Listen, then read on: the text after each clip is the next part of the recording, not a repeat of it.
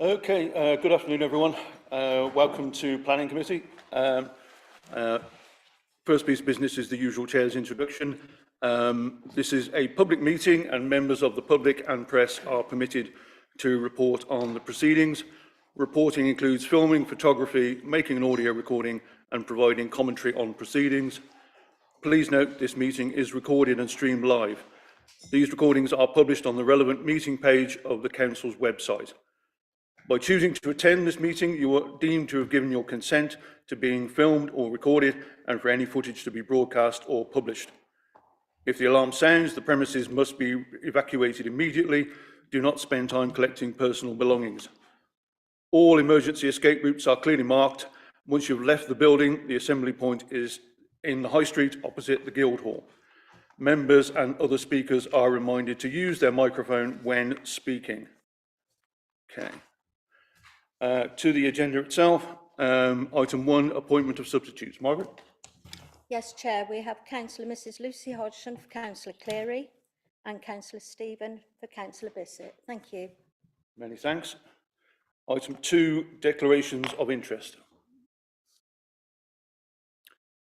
I'm not seeing any declarations for that. So item 3, minutes of the previous meeting, 15th of December. I'll just go through them by page and then we'll pause at the end. Page 1, 2, 3, 4, 5 and 6. Can I take it that those have been read and people are content with the contents? Okay, thank you. Item 4, the minutes of the Conservation Advisory Panel. Clearly, I wasn't personally present there, but those councillors who were in attendance, I'd be grateful if you could flag up any issues there you want to raise. That's to say, councillors Barnes, Bissett, and Hodgson. This is the record. Yeah. This is accurate. Excellent. Thank you very much. Right. Item 5, site visits. There were no requests for visits this morning, so none were undertaken. Okay. Item 6, public participation. Margaret? There's no public participation, Chair. Thank you. 7 is public representation. Those of you who are gathered at the back of the room are welcome. My intention would be to introduce you as you come to the table. We'll come around to that in a second. We can then move to, we'll move to item 8 and then you'll see the process as it works itself forward. What we do, for those who've not been to committee before, is there will be a presentation on the application. The ward member, Councillor Udall, has indicated he wishes to speak, so he would then follow from there. Then I would invite the public participation members to sort of step forward and take their place in turn at the table, and then it would go to a debate and a vote thereafter. Okay, so we'll proceed with the presentation. Charlotte.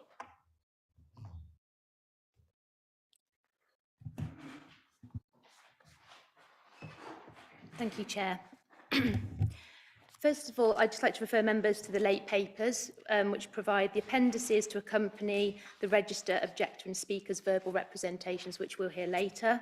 And in addition, it's noted that the applicant has circulated a booklet to all members, which provides information on the proposal and a response to the committee report and the recommendation. Oh, sorry. Permission is sought for the redevelopment of the site to include the demolition of the former cooperative food store and the erection of a 2- and 3-storey building to provide 58 apartments with specialist care for the elderly, falling in use class C2. It includes community facilities, associated parking, landscaping, refuse and scooter store and services. The site is located in St John's to the northwest of the Bullring and to the west of Henwick Road. It has a frontage to both St John's, the A44, and the Henwick Road, with Bromyard Terrace to the northwest and Grosvenor Walk to the north. The proposed development would replace the St John's roadside terrace building and extend to the north of the site. The existing vehicular access would be relocated further to the north, off the western side of Henwick Road, with 35 car parking spaces, including 4 disabled spaces and 15% electric vehicle charging provision and scooter storage to the northern part of the site. The Local Highways Authority have confirmed that following a speed survey and amendments to the visibility display, that they no longer have any objections to the proposal, subject to conditions. The site, marked with a blue star, lies in the St John's Conservation Area, which is shown in peach shading on the site location plan. The buildings either side, number 6 and 14 and 16 St John's, are Grade 2 listed, shown in red on the plan, which also identifies other listed buildings within the vicinity of the site, including the Grade 2 star listed church. Locally listed buildings are also shown in yellow. The bird's eye view from the south provides an aerial view of the existing site, the building and car parking areas within its context. The site is considered to be in a historically sensitive location. The scheme has been amended seeking to address the initially raised matters of concern. Historic England do not formally object, but do note that the footprint and the layout of the proposed development does not reflect the conservation area's prevailing development pattern, and also misses the opportunity to enhance and better reveal significance as called for in paragraph 206 of the NPPF. The Council's Conservation Officer advises that the amended proposal would result in less than substantial harm to the significance of number 6 St John's and a neutral to slightly positive impact on the conservation area. On the basis that some degree of harm has been identified, this should be weighed against the public benefits. It's considered that the benefits would outweigh the identified heritage harm, but nevertheless, it still should be taken into consideration in the overall planning balance. These elevations show the existing and proposed site frontage to St John's, which lies within the commercial centre. The existing building has stepped roof heights with differing pitches, projecting upper floor bays and a staggered principal elevation. As proposed, the frontage would be read as 3 sections, stepping down in height from 3 to 2-storey, from west to east. It includes shopfront design openings at ground floor and symmetrically arranged windows above. The applicant has provided visually verified montages, and these provide a useful visual aid to how the proposal would relate to the surrounding context. At the top of the slide, they show the existing and proposed views looking east towards the Bullring, and at the bottom looking west. In terms of its overall scale, massing, siting and design, it is considered that it would assimilate well in both the street scene and alongside heritage assets, subject to appropriate detailing. These additional montages provided by the applicant show both of St John's frontage and part of that along Henwick Road.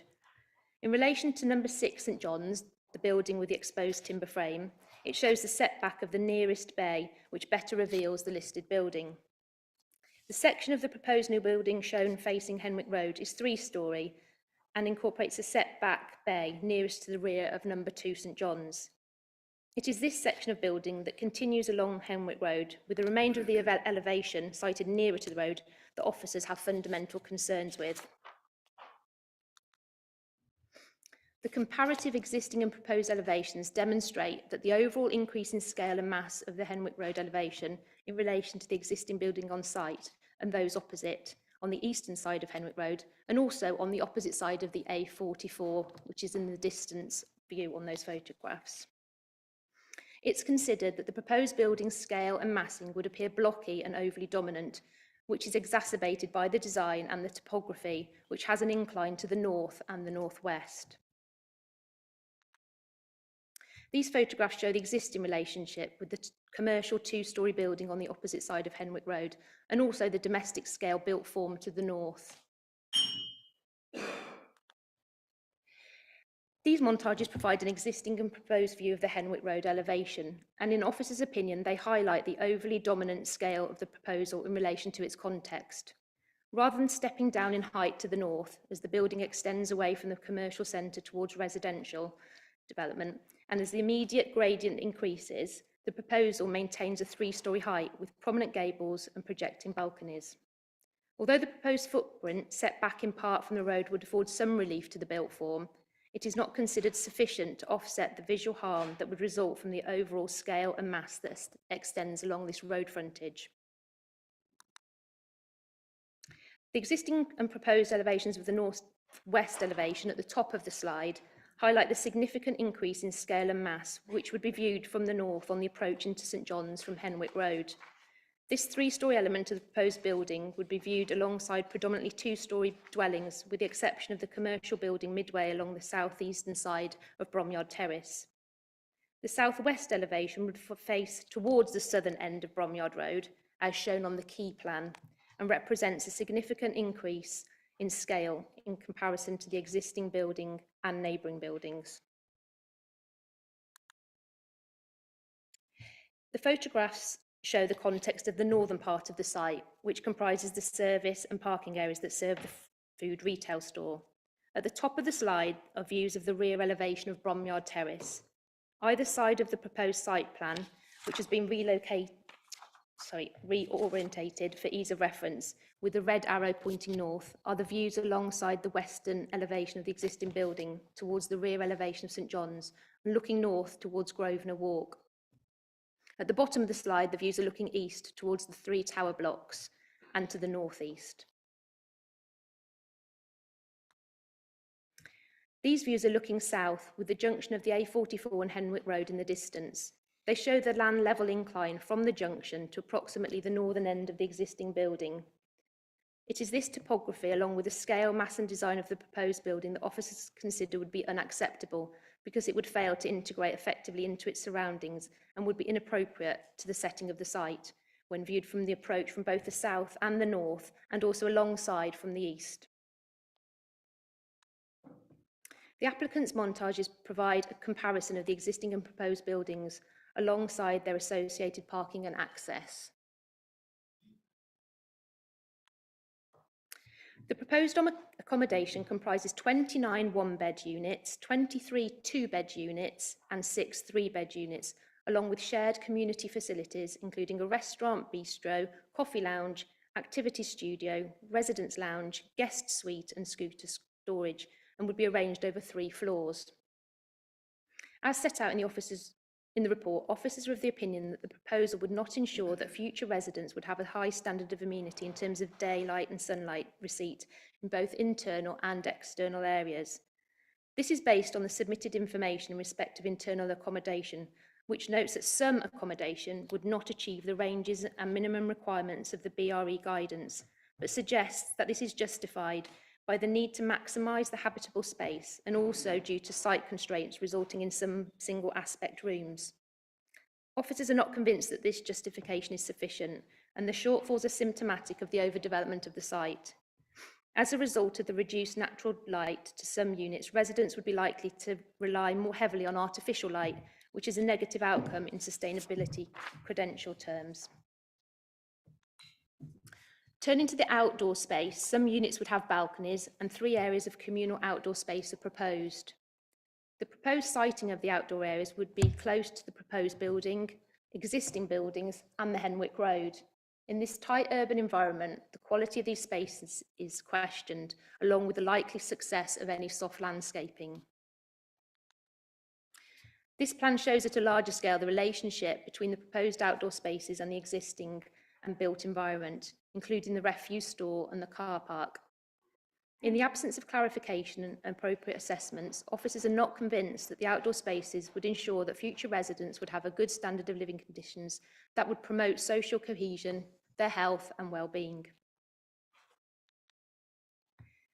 With regards to the impact of the proposal on existing neighbours, the plan demonstrates sufficient distances would be achieved in terms of privacy between windows of existing and proposed dwellings. The orientation of the building in relation to buildings to the west would also reduce the perception of direct overlooking. Similarly, the separation distances with units to St John's is considered acceptable. That said, officers consider that due to its siting, the scale of the building would be overbearing and would reduce the residential amenity of some of the neighbouring existing properties. Of specific concern is the impact on number 14 and 16 St John's. As set out in detail in the report, the submitted BRE report acknowledges that one room at third floor would not meet the no skyline daylight criteria. This is shown on the photograph and the section plan, along with the proposed Lightwell design solution that seeks to minimise the impact of the proposal. The submitted BRE report considers the impact to be acceptable on the assumption that the window serves a circulation area and because it already falls short of the no skyline daylight criteria. The applicants consider that in these circumstances, flexibility can be applied. In officers' view, the resulting increased loss against the no skyline criteria would result in an unacceptable harm to the living conditions of the residents of this property. The owner of the property has objected and states that the window provides light to an open plan kitchen dining area and stairs. To conclude, the principle of the redevelopment of the site to provide C2 accommodation with the resulting loss of a retail food store and provision of community cafe is considered acceptable. It would boost the supply of specialist accommodation to meet the needs of older people and those with care needs. Whilst the loss of the retail use in the district centre conflicts with policy, in this instance, on the basis of the marketing undertaken, the existing retail offer in the district centre and the inclusion of a community and town centre use to the active frontage, and in the context of updated, more flexible use classes, this policy conflict is not considered to be a determinative matter. It's acknowledged that the proposal would deliver economic, social and environmental benefits, and these weigh in the proposal's favour. However, adverse impacts have been identified, which in summary are the building would fail to integrate effectively into its surroundings and would be inappropriate to the setting of the site. It would have a harmful impact on the living conditions of neighbouring properties. And thirdly, it would not ensure that all future residents would have a high standard of living conditions within the accommodation and outside that would promote their social interaction, their health and their well-being. It's also noted that the identified less than substantial harm to the significance of a listed building also weighs negatively, although of itself it is considered insufficient to justify refusal. Taking the acknowledged benefits and identified adverse impacts into account, overall it is considered that the adverse impacts outweigh the benefits in this case. Consequently, it is recommended that planning permission is refused as set out in the report. Thank you. Charlotte, thank you. Councillor Udall.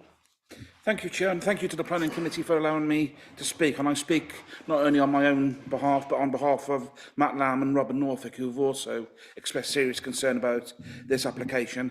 And if I may add, a large number of residents of St John's who have also written in their objections and made their views and feelings about it quite clear. I think this is one of the most important decisions this committee will make about the future of St John's for a very long time. It will determine whether St John's as a retail centre will live or die. It's as simple as that. You have seen my objections in paragraph on pages 35 and 36. I don't intend to go through them all over again, but this is clearly a significant overdevelopment of the site and would have a detrimental impact on the local area. And we also have to be aware that this is also a site where air quality is a serious concern, so much so that air quality monitoring is to be started very soon in the area. There's a few other issues which, obviously I agree with all the recommendations for refusal, but there's a few other issues which I would like to bring to the Planning Committee's attention. And the biggest issue of concern for me is the complete dismissal of the concern about the impact this will have on parking in St John's. We're looking at 29 one-bedroom flats, 23 two-bedroom flats, 6 three-bedroom flats, a total of 58 properties with just 35 car parking spaces. Well, I'm sorry, but pensioners do have cars. Some pensioners are even multiple car owners, and they will have a collection of vehicles which will overspill from this site into neighbouring roads, particularly roads which are already congested and got problems with parking. I'm talking about St Clement's Close, Henwick Road, Nelson Road, Comer Road, and Lambert Road and others, which is already a significant concern and already demanding residents' parking schemes.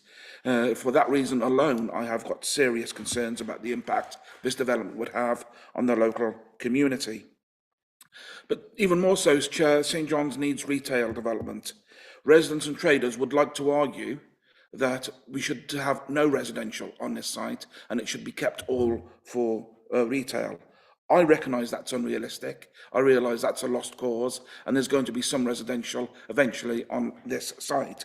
But it's vital for St John's and its future, and for the other retail outlets in the community, that the current shop frontages remain as shop frontages. St John's needs retail units in order to survive, and this is very much an anchor store in the centre of St John's, and losing it completely from retail to residential would have a devastating impact on the commercial viability of the St John's residential community. And I think we can have some discussion, debate and compromise about that. Clearly what goes behind the shops or above the shops is a different thing, but clearly the shop frontage on the road frontage, I believe, should be retail, and that is worth defending. Also, the impact on the neighbours, the immediate neighbours at 14 and 16 St John's, which, as the officer has indicated, is a listed building. The impact will have a negative impact, especially on light and on the appearance on the building, and that cannot be disputed or talked about. So there is room for compromise. I do believe that there's going to be development on this site. And I think that we do need to go back with the developer to look at what can be done and what should not be done. And this is clearly something which should not be done. And I'd like to have an opportunity to have further discussions so we can come back with a proposal which will not only help them as a developer, but also help St John's to continue as a retail centre. So I'd like I would support the recommendation to refuse, and I seek your support to actually undertake some further negotiations with the developer to enable a progress to a development which can be supported in the future. Thank you, Chair. Councillor Ewell, thank you. My intention now is to bring first of all the objector and then the speakers for the applicant to come to the table. So we do have two gentlemen speaking for the applicant. So Richard, if you could probably, return to a seat at the back at some point, that would be useful. This is Rebecca Underwood, I believe. Welcome. You have 5 minutes to make your case. Georgina, to my right, will indicate at an appropriate point where you're running close to time, basically. So the floor is yours. So press there. Right, as a family, we purchased 14 and 16 St John's from the Co-op in a condemned condition and completed the renovations required. They comprise of 2 retail units and 2 duplex apartments. We have worked and lived in the properties, so when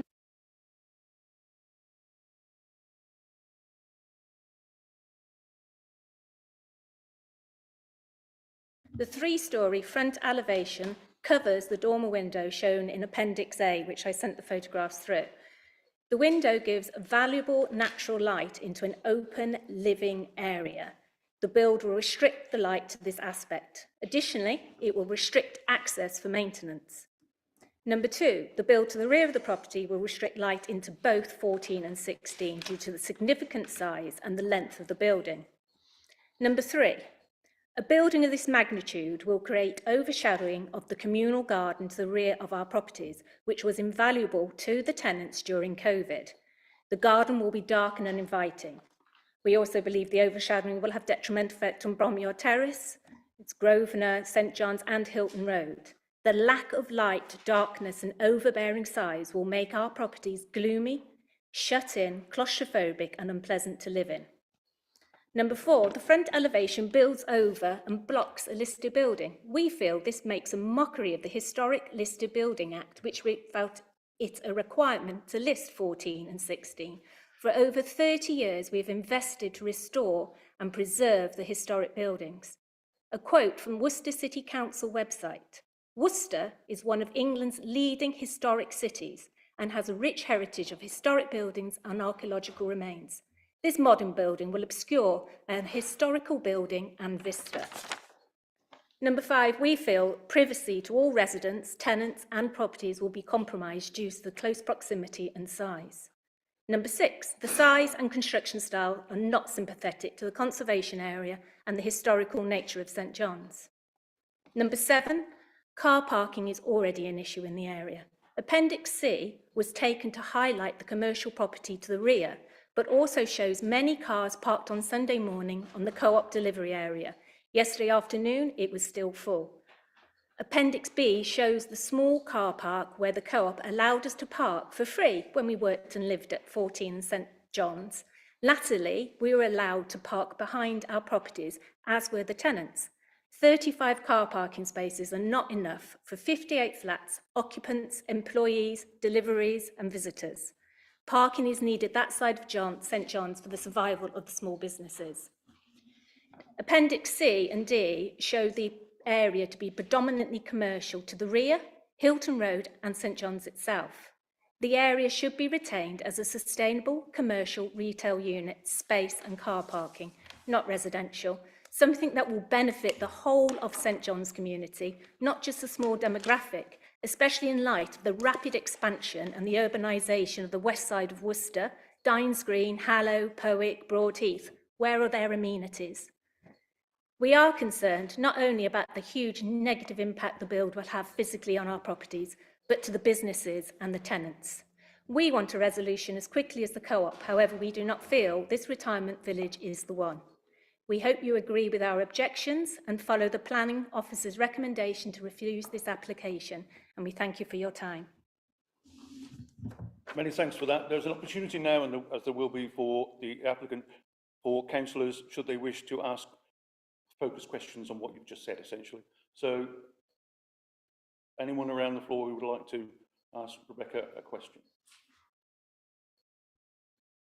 No. You could even ask me questions if you want.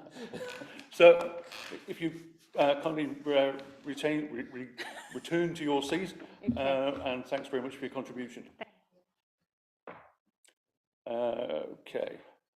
So, gentlemen, do we need two seats? Do you both consent? Right.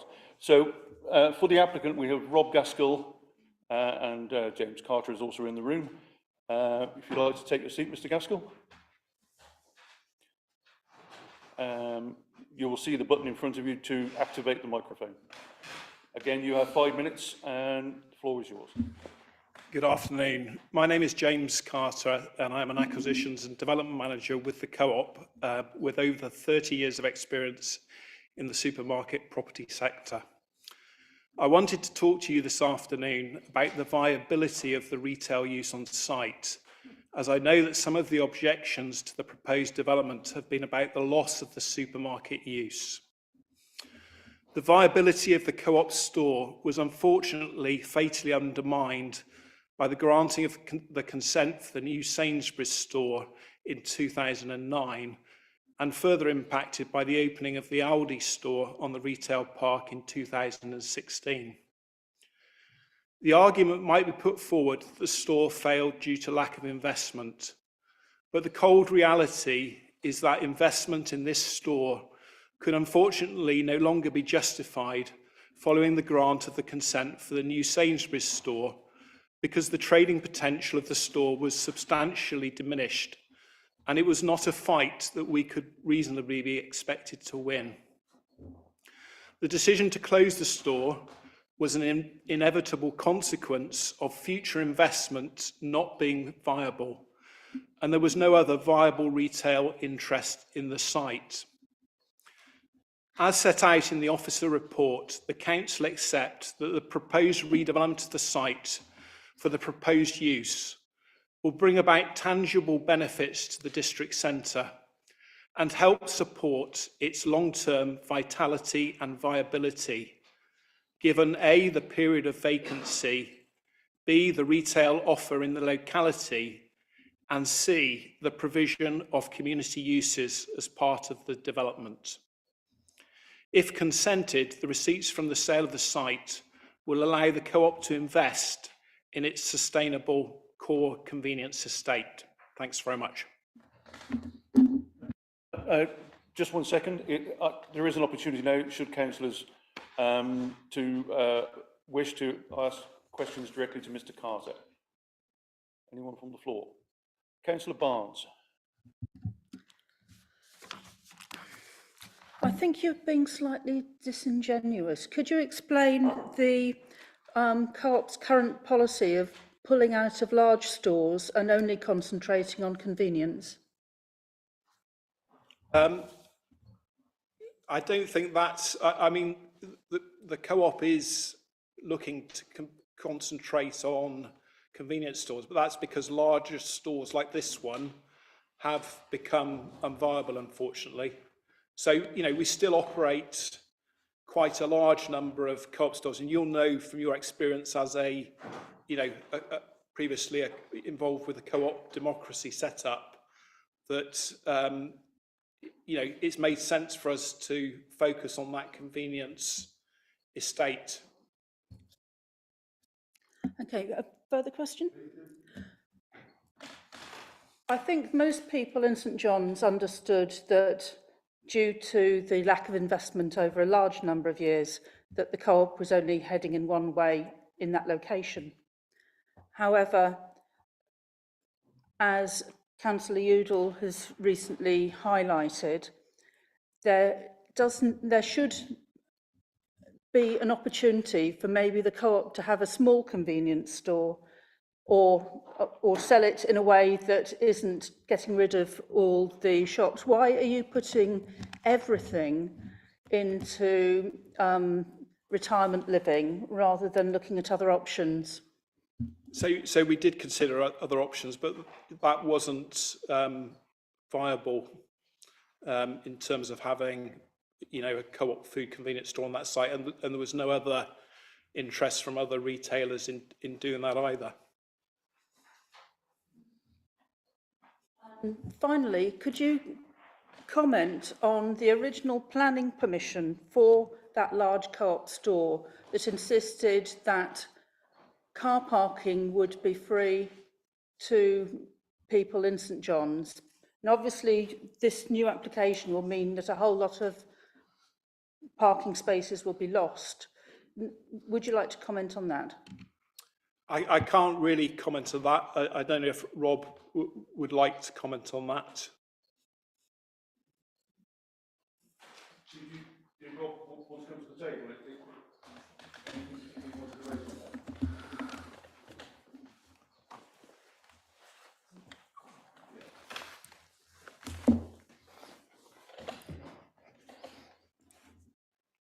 Hi. Yeah, obviously the parking will be lost, and it is an unfortunate consequence of the development of the site. In order to have a viable use on there, there's not going to be a large expanse of sort of publicly accessible car parking available. I think with any new development that comes forward in the area, it would be remiss to expect the same level of car parking that the co-op had on there to remain. I just don't think it would happen. I don't know whether you want to know about the car parking on our development, or you're only interested in the co-op parking, because that's what the question was about. I've seen the difference between what's there at the moment and what is proposed, so that's why I was asking the question. Yeah. Just to say, it was my mistake. I that's wasn't aware that you both wanted to fill the 5-minute slot. So Oh, sorry, that was so. the intention. No, it was my mistake. We do need to press on, because a couple of councillors have indicated that they wanted to ask questions. Make them brief if you would, Pat, and then Lucy. Thank you. But I've heard the chair before I ask my question say that I'm not a member of the Co-op Society, but I am a cooperative councillor. There is a difference, a considerable difference, I should say. Mention has been made of investment in the core convenience estate as a result of possibly this being built. Can you explain where that investment will go? Is it going anywhere in Worcester? Is it going to improve the amenity of anyone? Would it be here? easier? And forgive me again, the mistake was mine. If you want to make your presentation now, because there are only a couple of minutes to spend, and we do have to be very clear about that. Mine was exactly the same question. Okay. Okay. So if you could, that would help. You've got 3 minutes left. Yeah.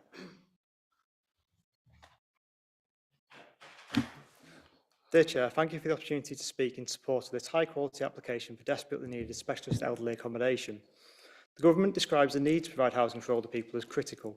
In Worcester, there will be a 30% increase in the over 65 and 50% increase of the over 85 population by 2035, with an identified need for an additional 650 units of the type proposed. Where do the Council envisage providing these units, if not in part here? Despite this critical need, the application is recommended for refusal. We've listened to a range of feedback from Design Review Panel, from Historic England, from the Council's Conservation and Design Officer, to try and improve the scheme.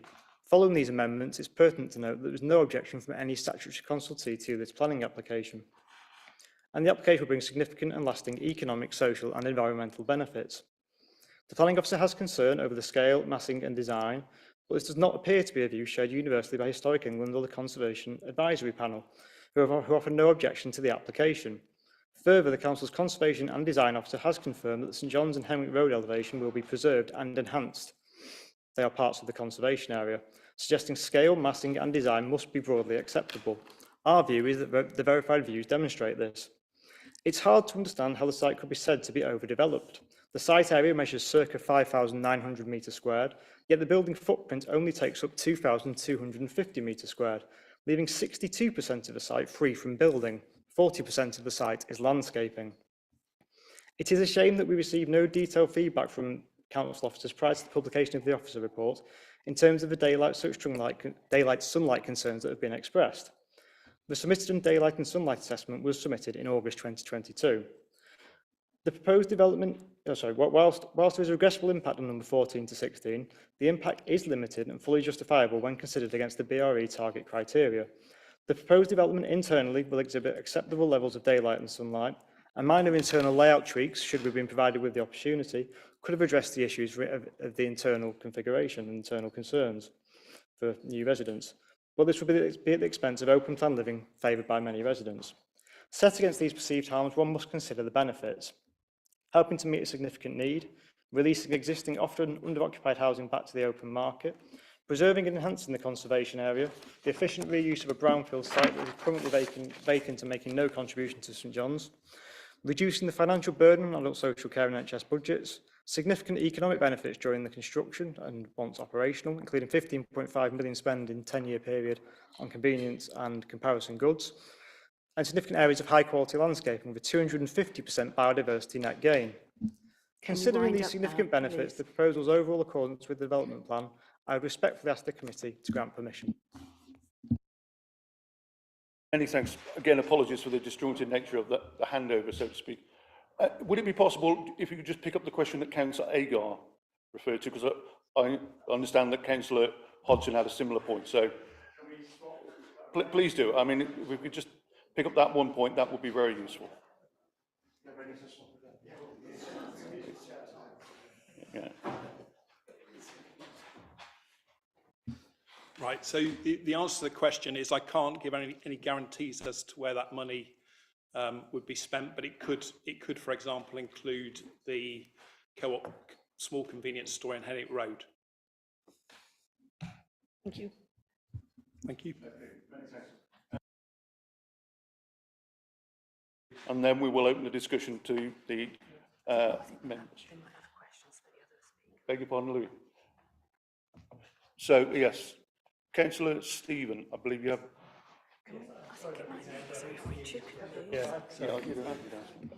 Thank you. Obviously, there's going to be a significant number of people living in the premises and a lot of visitors, staff and so on, and deliverers and so on.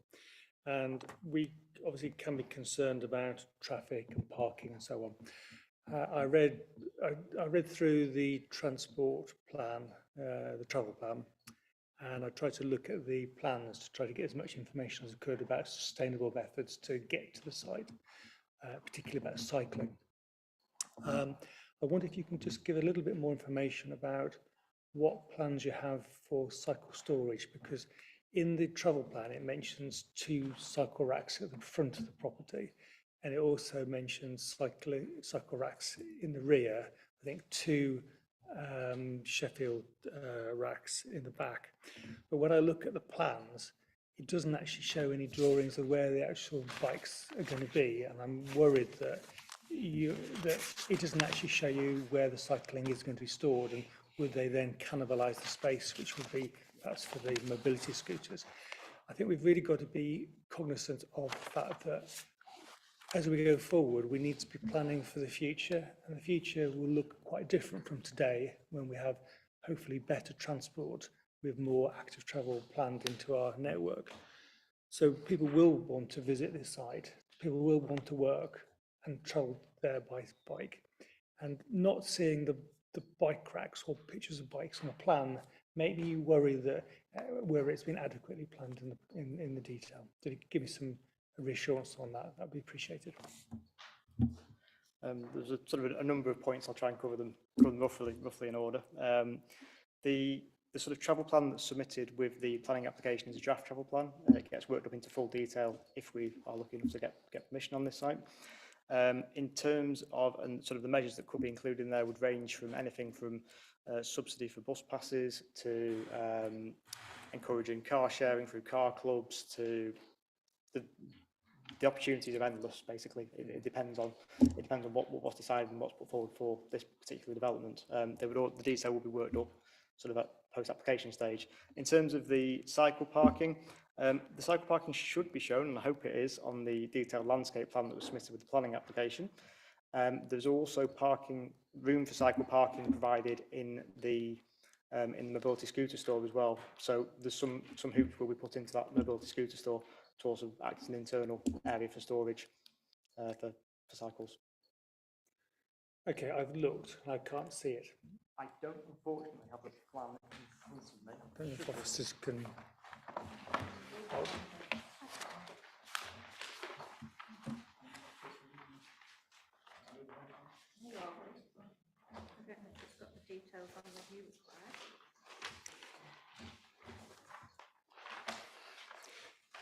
And the reason for my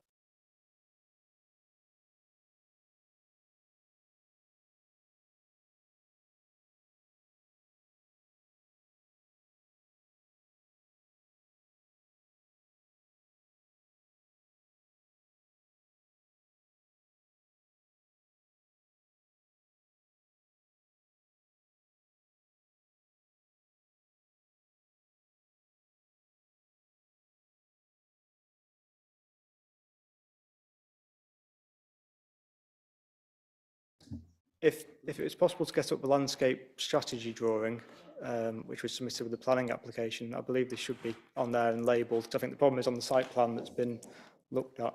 It's not.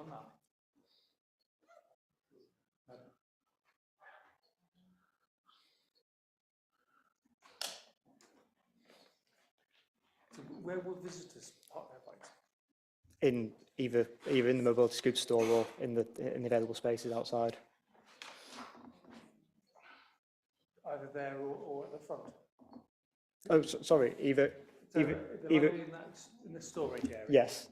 Next to the bins. Yep. Or they'll be on the front on the highway. On the highway. No, in the rear in the site. That's for visitors. It's for visitors or staff or whoever wishes to. Tortoises and Whoever wishes. Yeah. I can help with some of the questions which I've asked earlier. Well, this part of the meeting.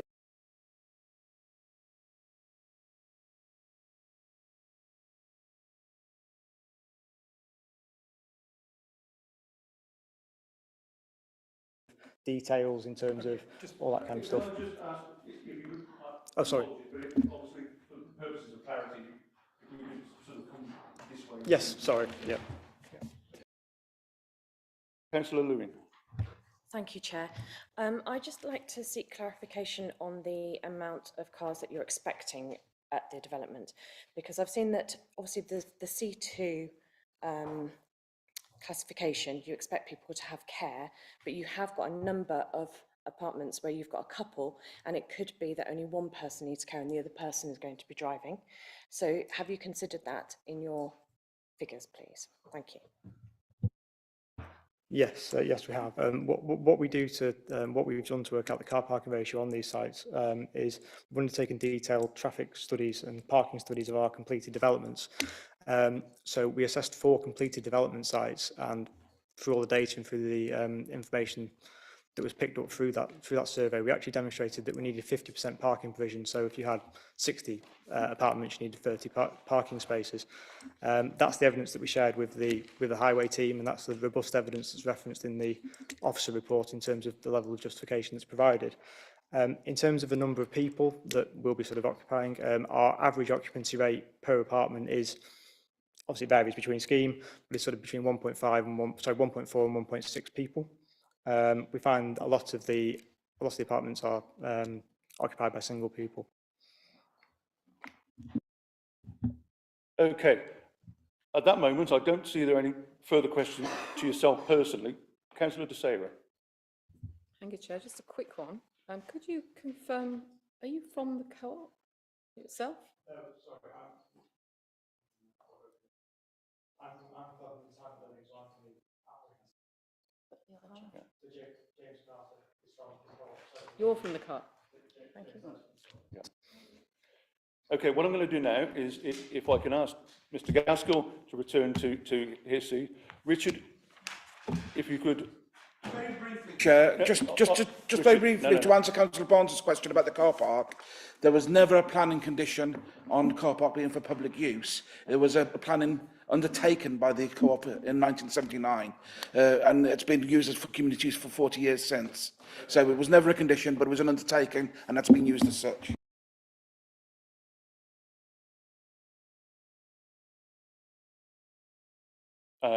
To committee members.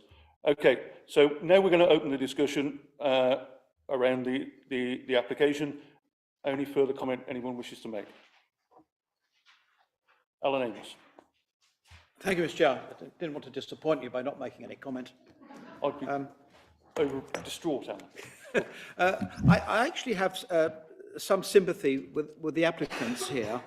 I mean, clearly the retail situation is competitive, and I fully support the need and the provision of more residential for the elderly. So I come from that point of view.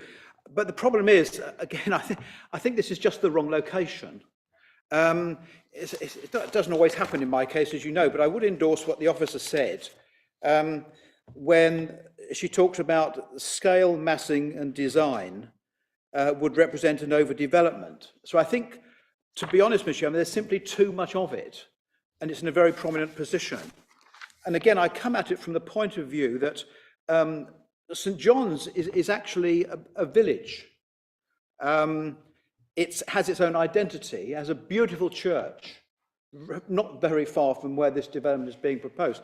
And Councillor Udall and I cooperated in putting up a sign on the Bullring roundabout, which reflects the history of St. John's. So it's not just a small shopping centre, it's more than that. It's a centre of the community in St. John's. So people are naturally very concerned that whatever goes here is the right thing. It's not like a shop coming and going as it would be on a normal high street. It's part of the village. I would echo some of the concerns of the objectors about the lack of parking. Unlike Councillor Stephen, I don't have this picture in my mind of swarms of infirm octogenarians on bikes whizzing into the city centre or indeed anywhere else. My concern is parking because their elderly people will have cars. You know, we have this illusion that if you're young and a student, if you're old and ill, you know, you don't have a car. You do. You might not use it every day. And having spent some time trying to improve the road network in St. John's, I know that parking is a huge issue, and I know the volume of traffic is a huge issue. We've done our best to try and accommodate that. This, I think, would re-exacerbate a problem that to some extent, we've ameliorated. And then other objectors go on the same issue. Traffic issues would be worsened. And I think this is also important, Mr. Chairman. This proposal would not offer anything of benefit to the local community. Now, whenever we have development, it's supposed to add something to the community. And I do agree with that comment. I don't think it does. I mean, I can't quite see what it's adding. You've got people living there, but it is at the expense of the heart of a village. So I think I can't really support this, Mr. Chairman. I think we all agree that there's going to be another round to this at some stage. This is not the end of it. But I think it is important we listen to what the local community thinks, because they're the ones who are going to be affected. And it is, in all honesty, that just the pictures, Mr. Chairman, it's too big. It's overdevelopment. And I don't actually think it's particularly attractive either. I think they could do a lot more in terms of the frontages. What goes on behind and, you know, above, it doesn't bother me so much. But so for those reasons, I would move the recommendation of the officers. Thank you. Pat Agar. Thank you. Well, I wouldn't want Councillor Amos to get overexcited when I agree with him, but, you know. No, you're quite right. St John's is rather a village atmosphere. And, you know, it has a huge history behind it. I mean, you remember General Fleetwood swept through that way to fall upon the Royalists from the rear. You know, it's part of our Civil War history and all the rest of it. Getting back to our planning concerns today, I agree that it's a poor design. It's quite clearly too big and in the wrong place, really. There are several rooms which have to have the lights on all day. It's hardly sustainable to do that, and it certainly can't do the residents any good. So not good for their amenity, not good for their health, I would think. It hasn't taken the opportunity to enhance the area, and we are bound by national policy to ask it to do that. So it's not actually enhancing the conservation area, and it should. Quality is pretty poor in that location, so again, health would be an issue, especially for elderly and vulnerable residents. I mean, we do know nowadays, although regulatory services is probably a bit slow to catch up with this formally, we already know what damage poor air quality can do to health. So I don't think that's any secret.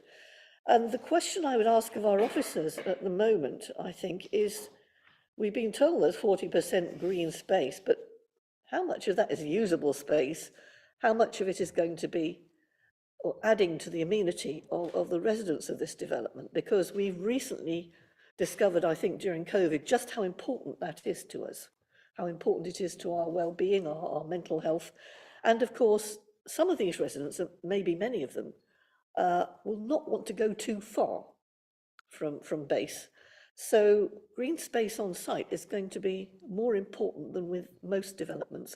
So how much of it is usable amenity space? Through you, Chair. Thank you for that question. It might be helpful if we bring up the proposed landscaping plan, so that we can identify the areas. So in terms of the outdoor communal areas, the concern is about the quality of that space. But in terms of rough calculations, we have one area to the east, alongside Henwick Road, at the sort of southern end of the site. That calculates at roughly 172 square metres. We have another area, excuse me, on the western side, in between there and the rear outshut of numbers probably 18 and 20, I think, at St John's, which is approximately 145. And then the largest areas to the northwest, near to that commercial building on the southeastern side of Bromyard Terrace, and that's 315. So in terms of the total, that's approximately 632 square metres. There is no policy requirement that sets out a specific space area that has to be provided, but in officers' opinion, it's a fairly limited size, but the key concern is the quality of that space, particularly taking them in turn. The eastern area would be alongside Henwick Road. The proposed drawings show a boundary treatment of a low wall and some landscaping. Obviously, it's a fairly heavily trafficked road, lots of comings and goings. So in terms of privacy and quiet amenity space, officers are concerned that it wouldn't provide that. And also, it would be shadowed a lot of the time, although we don't have evidence. We haven't had any assessment of the daylight sunlight that area would receive. So that's a key concern for that eastern parcel. And then with the western parcels, obviously, they might benefit from some later afternoon sun, but again, we don't have clarification of how much that would be, because of the neighbouring buildings. It's in a fairly constrained area. So the quality of that space is a concern for officers. And alongside that, not just sitting in that space, how the landscaping scheme would actually mature and whether the planting scheme is capable of maturing in that sort of environment. So say that the areas are indicative of, but if they were a higher quality area, you might be able to accept a smaller outside area if it was of high quality, but officers are concerned because of its location, close to the existing buildings and close to the proposed building, which is 3-storey in height, that it wouldn't be the sort of place that would benefit residents in terms of their well-being.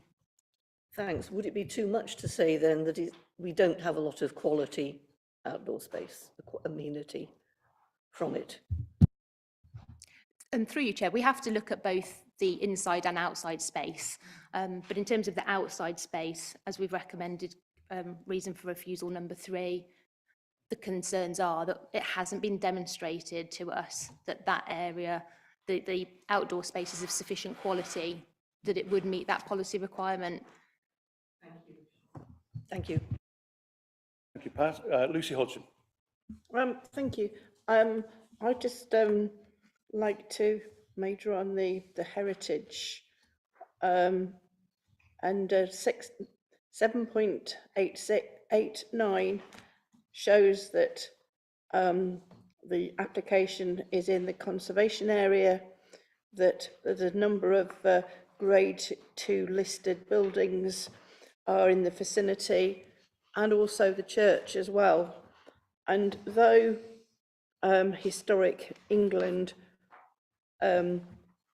noted and didn't object, they in 7.94 they have accepted that it actually said that it's a missed opportunity to enhance and better reveal the significance of the building, and the building is too dominant to this site, and a lot of thought and explanation has gone into the heritage in this case, and for that alone, I certainly cannot support it, and agree with officers that at the moment it should be dismissed. Thank you. Any further comment, please? Councillor Barnes. Thank you, Chair. The co-op, which failed for a number of reasons, did provide good car parking, a cash point, public loo during opening hours. None of those things are going to be replicated in the new application as stands. And the things that they want to add, like the hairdressing, restaurant, meeting rooms, are already available in St John's, so actually would be detracting from local businesses further. And I see that as a problem that other local businesses will suffer as a result of what's being offered on this scheme. There's a large amount of sheltered housing in the area. Now, when you think that there's a block by the library, there's a large amount by the flats. Not all flats, but there's also lower level accommodation as well.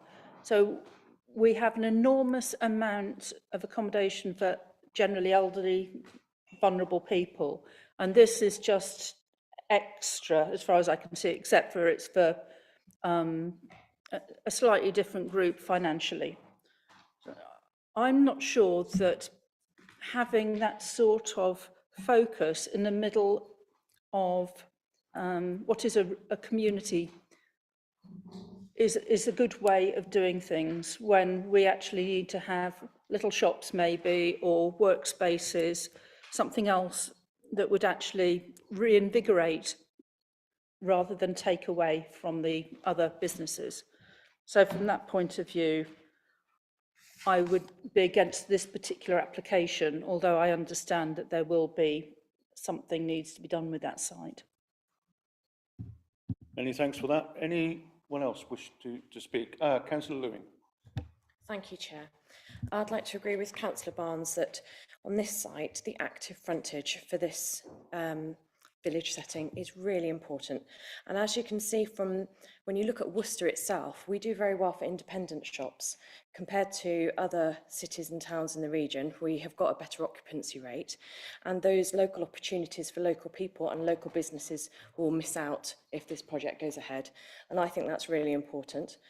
And also, because it is a 3-storey building, The second floor, the central areas, will not be able to have roof lights and access for light. So I imagine the second floor would be particularly dark, which for me, when people are confined to the building and not going out very much, is really something that I can't agree with, because if it was my mother or my father in that building, it would make me extremely sad every time I visited them and had to leave them there.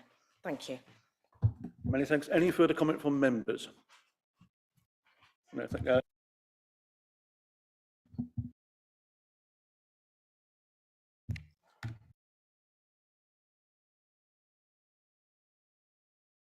The concerns that Councillor Barnes has raised about additional hairdressers, etc., is perfectly understandable. It's also important that you don't take into consideration as part of your decision making this afternoon matters of commercial competition, because that's not a material planning consideration. But nevertheless, the concern is understood. Thank you. So I believe that the discussion is concluded on that. Of course, yes. Paul. Members, just to clarify as well, there's been a number of concerns raised, and I think there has been a mover and a seconder for the reasons as set out within the report. And just to clarify that that's what has been moved and seconded are those reasons set out within the report.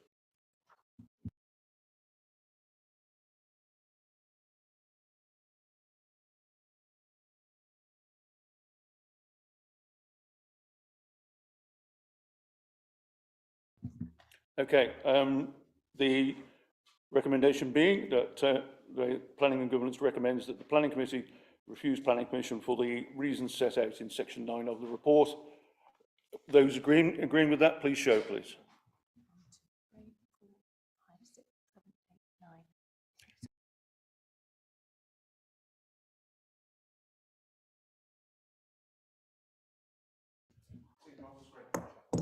Thank you for that.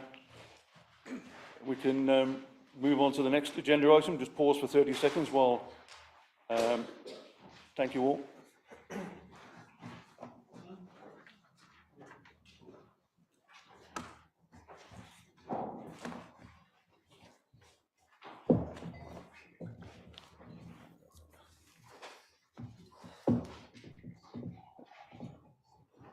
Okay, we move to agenda item 9, Woodlands 268 Malvern Road. I believe, Paul, you're taking this.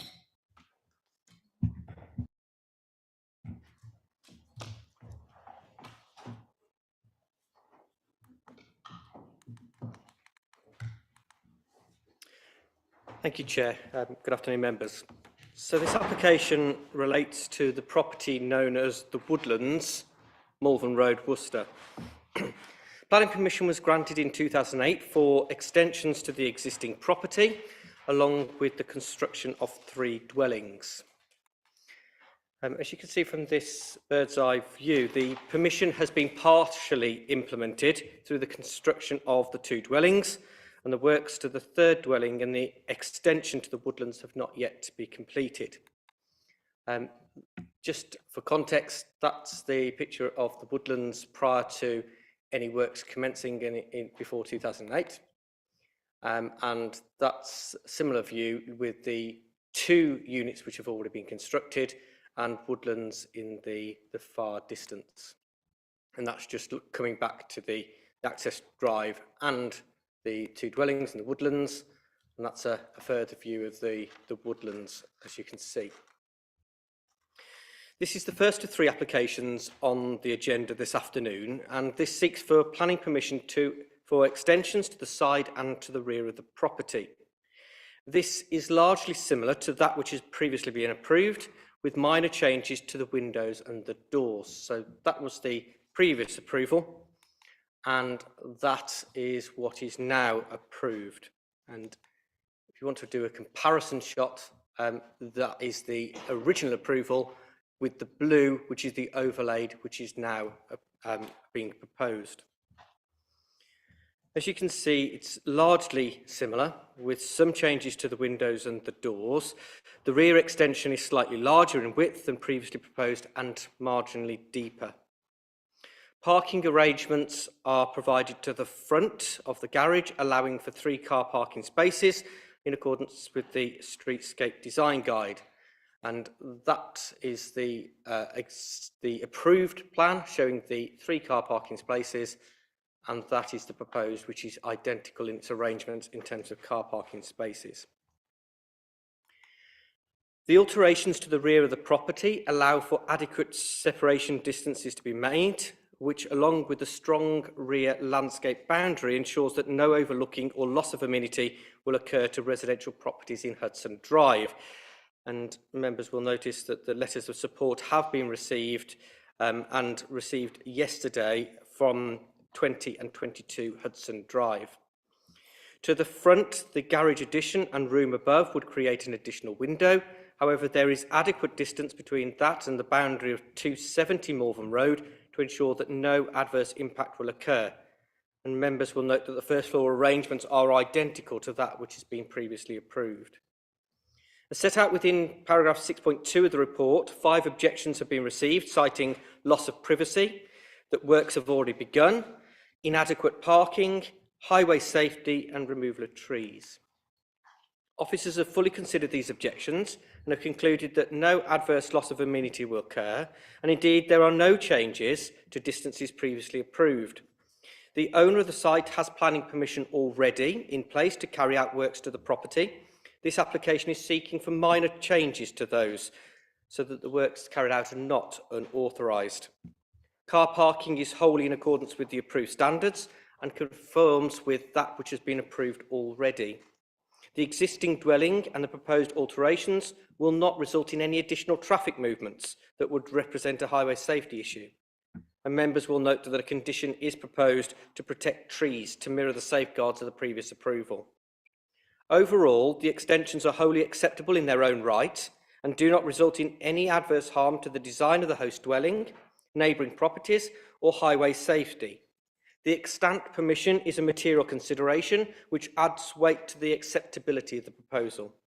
The extensions are recommended for approval, subject to the conditions set out within section 9 of the report. So, to invite to the table, in the first instance, Barbara Lavelle, who's due to speak objecting to the proposal. You're most welcome. If you could activate the microphone in your own time. Please do, yes.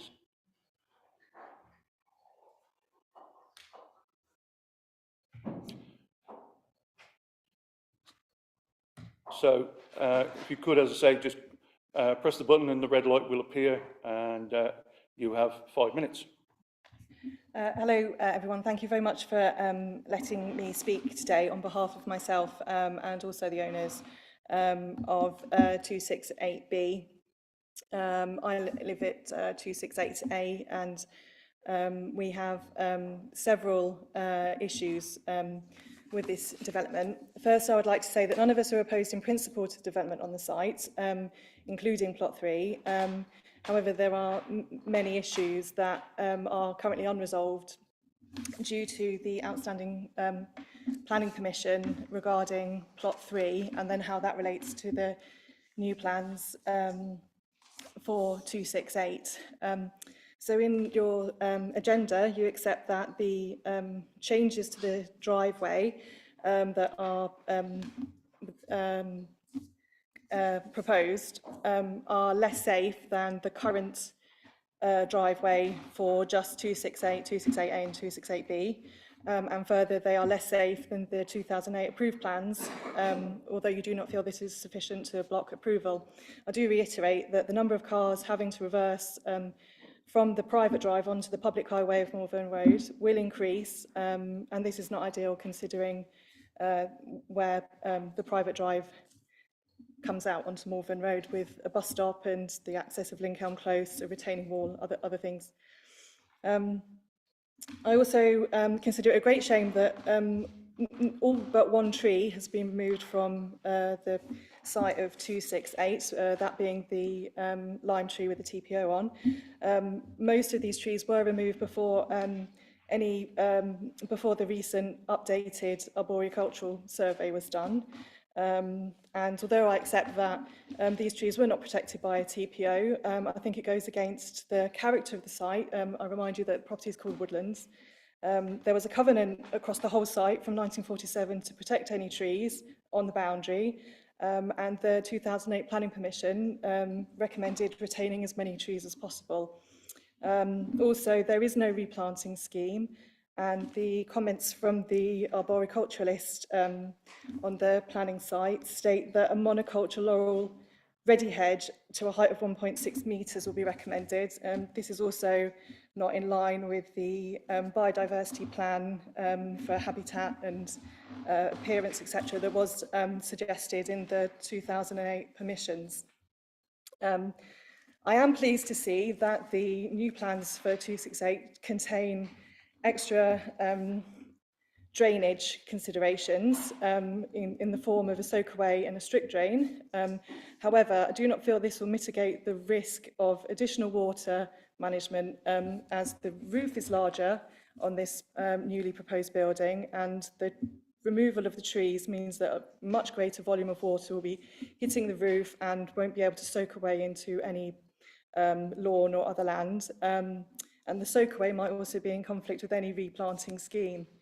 Coming on to the sewers, the previous owner of 268 informed us that the reason the house on plot 3 was not built was in part due to concerns over the capacity of the shared sewer, which is shared with 268B, 268A and the bungalow at 266.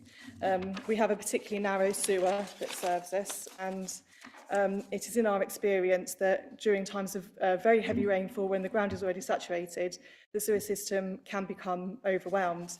This has only happened a very small number of times, but let me be clear about this. The lack of capacity will result in potentially other houses on the site not having functioning toilets, sinks, drains, etc., and raw sewage being discharged into the environment, where it can turn Malvern Road effectively into an open sewer that would discharge onto, the shared drive becoming an open sewer that would discharge onto Malvern Road.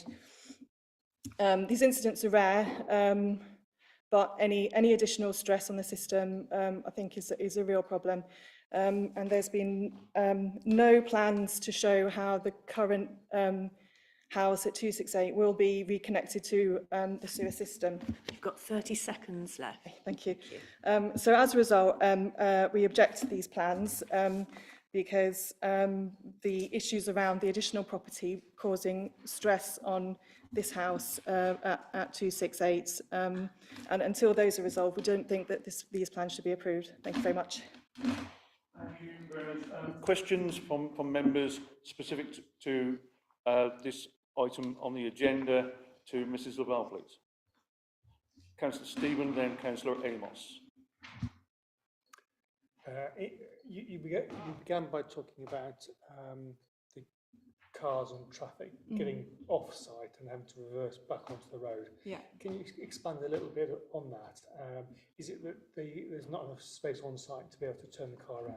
Yeah, so it's a particular issue with the newly proposed house on plot 3. So with the current arrangement, we've got the bungalow can drive, it's got a large area of land and it can drive freely up and down Malvern Road and turn on its land.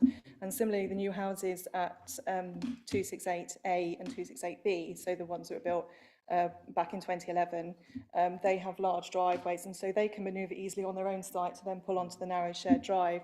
The issue comes when you pass 268B, and 268 will have a much smaller area of drive now to turn on, although I do accept there is enough room for parking, and it has more manoeuvrability than plot 3, but with plot 3 it's going up past a very high brick wall, so you can't see. The road is a single track lane, and the turning area that will be in front of the proposed new house, if there's more than 2 cars there, if the cars aren't park completely appropriately, then any vehicles won't be able to turn around and then drive straight back down without driving across any of the other properties that are, you know, private at that point.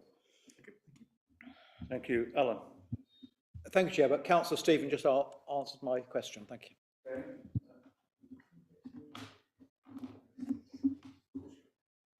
So, no further questions, Paul?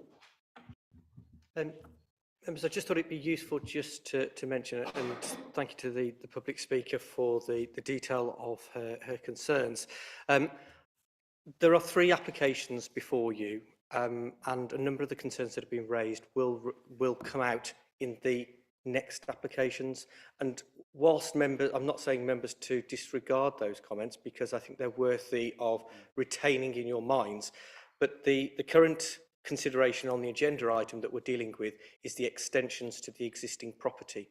So in terms of those concerns that have been raised, please store those for perhaps agenda items 12 and 13, sorry, 11 and 12. But we're looking at agenda item 10, which is concerned with the simple extensions to the existing property. And I accept that there may be some concerns in terms of the driveway, but that's what we're looking at. So if we can just focus any comments and any considerations on the house extensions for this item, and then we can expand anything else on the latter items. Councillor Stephen. Quite common for developers to put planning application in and later on to on the first one. So it's like nibble away, just take a little bit further sort of thing, get things through on the first one and then just take another bite of the cherry. So can you comment on the particular, I'm not so worried about all the windows changing whatever, but but the significant extension, is that a concern and in your mind in terms of how it will affect the amenity space of other people living in the area? Yeah, so I think currently there is a 3-bedroom house there. There is approval for already an extension from 2008, and then these plans go a little bit further as well. From the side of the neighbours that I represent, it has quite a limited impact. The property is slightly larger, but we're not significantly overlooked from that side. I think any overlooking is more likely to be from the other side onto Hudson Close. There aren't any very close neighbouring properties to the east or west. So in terms of overlooking, that's for this side, for the 268 side, that's not a big problem. Thank you. Sorry, thank you for coming along. I can understand your concerns on a number of issues. One that we haven't talked about yet is the shared sewer capacity. Now, generally speaking, that's not something that we deal with. It's a matter for Severn Trent and for regulatory services. And the reason for that is I see that a soakaway is actually suggested here, which is usually thought of as an eco-friendly way of doing things and should help quite considerably. And what the developer has to do, I don't know if you know about this, they have to do percolation tests to see if it's suitable ground or soil for that to happen. And if they don't do that and they don't get in touch with our regulatory services, they could find themselves without a certificate of completion. Right. And therefore the house would be very difficult to sell to anybody at any time. So I would advise, if they're listening to us, that they should do that, and that that should be something that they take care of before they really build much further. Because we have 3 items on the agenda dealing with this particular property, each applicant and objector will be invited back to the table, you know, just to make points specific to those items. But that wasn't clear at the outset, and I'll take responsibility for that. But I want to make it clear that everybody, you know, at each item of the agenda, you will have an opportunity to make your case. Okay. So, any further points to Mrs. Lavelle? Okay, that's great, thank you. If you could return to your seat, please.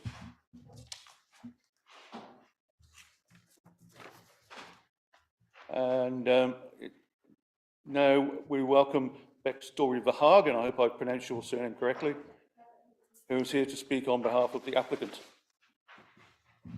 Take your time, settle in, and activate the microphone when you're ready. Good afternoon.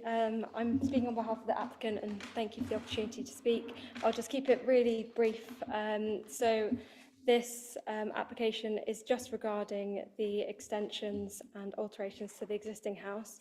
So there's an extant permission for extensions and alterations, and the alterations proposed here are very minor in scale. One of the main reasons for the changes is to improve the thermal efficiency of the building. So the original approved extensions were for a conservatory, which is a lot of glass, which is not very thermally efficient.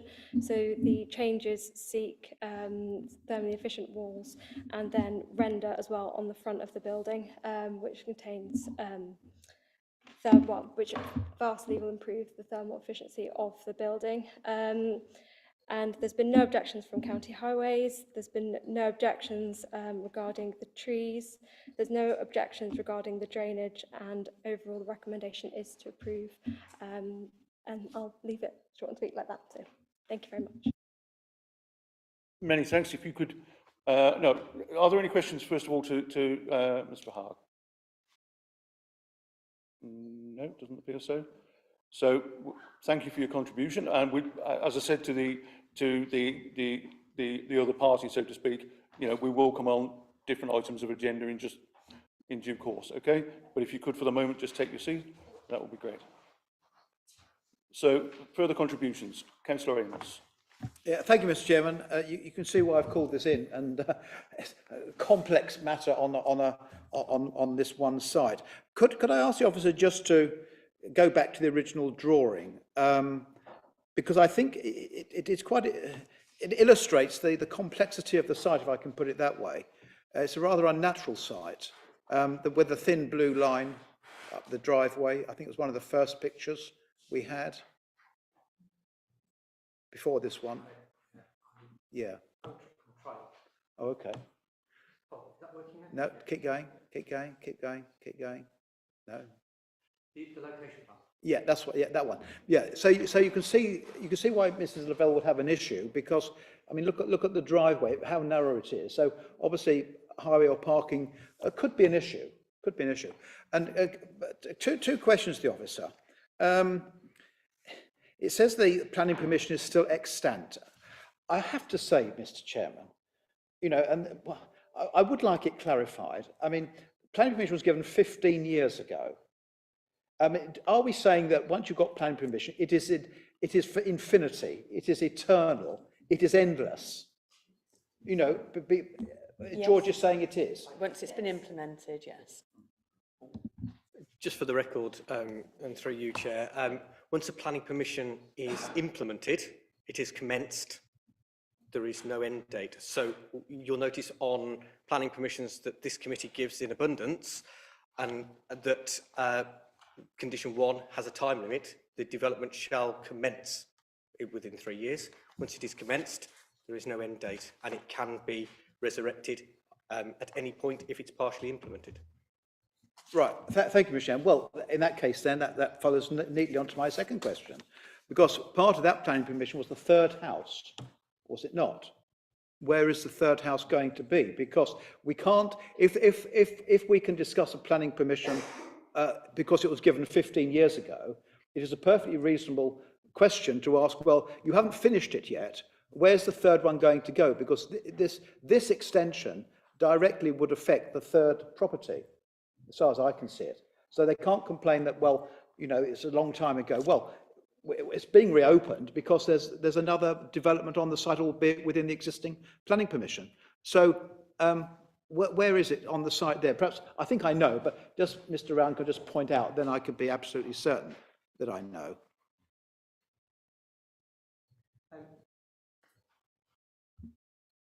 Through you, Chair, and this is probably a useful drawing. This is from 2008. Good.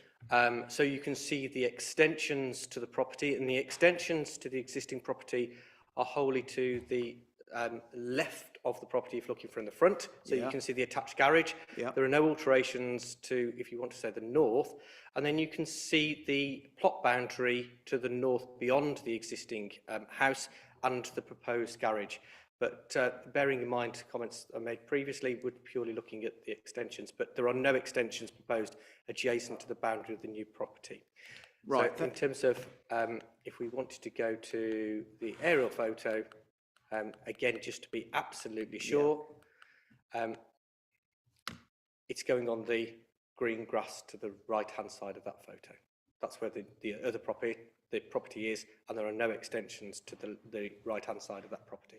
I thought so, Mr. Chair. Well, that is very helpful. I think it's most unfortunate that, yet again, just because you've got big gardens in Malvern Road, that people think they can just build all over them and just concrete them over. I mean, that garden's going to go, which is the point I'm trying to make, Mr. Chairman, is whoever voted for this permission in 2008, what's their brains testing, because you completely destroyed this plot. And if you're going to have another house on the garden, then 268 won't have a garden. But I mean, if they don't want a garden, that's fine.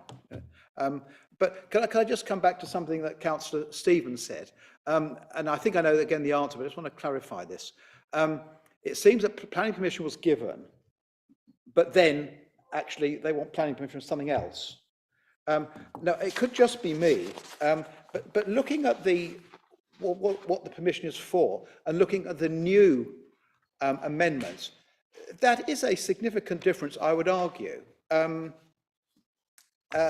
Could somebody with one of those highlighters show us what, because it looks almost different, unless I'm looking at the wrong thing. If you look at the top and you look at the bottom, you know, you've got they're not the same. They're not just marginally different, as we've just been told. They seem significantly different to me. Obviously, it doesn't matter, because if you're going to build a house and ruin the garden, you haven't got any garden anyway. I mean, who cares? But they're not just marginally different. And it bothers me, what Councillor Stevens said, because he and I have always agreed on this. You get permission for one thing, you leave it for a bit, and then you come back and get the permission for what you actually want later. And I think that's what's happened here. It may well be acceptable to the committee, but I mean, it's not really a good way of doing things, in my opinion, Mr. Chairman. Thank you. If I can clarify through you, Chair, the drawings are overlaid. So the grey drawing behind is what has been approved. Right. And what is blue are the changes. So you'll notice that in the majority of the elevations, so we have the rear elevation at the top, we have the front elevation below it, and then we have the two side elevations, one on top of each other. The grey is what has been approved, the blue is what is now proposed. The main change, as indicated within the report, and if I can, from a distance, it did come up. There it is, it's on the wall. Oh, that's one of those. Yeah, that's what you need. I can't see that now. Oh. But if you look on the ground floor, which is the plan to the left at the bottom, there is a slightly larger rear extension in width, not marginally in depth, but that is the only major change. The rest of it is pretty much a facsimile of what's been approved. Right. In that case, Mr. Chairman, does that mean then that as and when the third property is built on the garden, that there will therefore be an effect on that property for which permission has been given, because this is now extended into a bigger property than permission was given for? So does it have a knock-on effect, in other words, on the property that can still yet be built? Through you, Chair, just to clarify, no, it won't.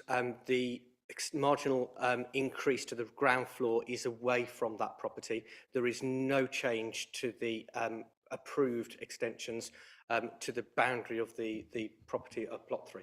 Right, right. Okay, I think that's clarified most of my points, Mr. Chairman. Could I just confirm then with Mr. Round also on Mrs. Lavella's mention about the sewer capacity? I know it's not a planning issue, but you know my view, Mr. Chairman.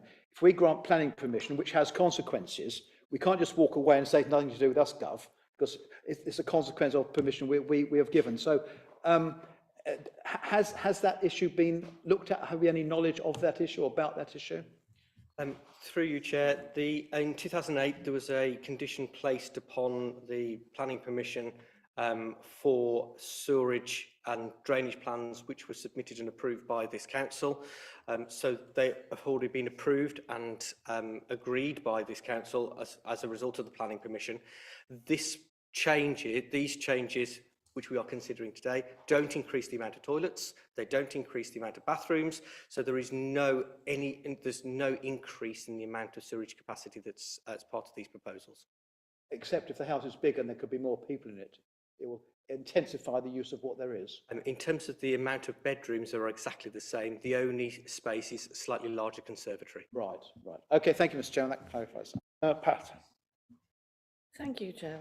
I think, given that the recommendation is to approve, I'd like to suggest that we do add a new condition, which is suggested somewhere in the papers, I can't quite remember where, regarding the operation and construction phase. So if we could have a management plan for that, I think it would help neighbours a good deal, if the committee agree. Happy with that.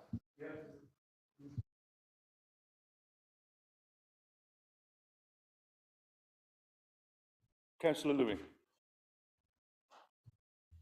Could I just thank Councillor Agar for that, Mr. Chairman?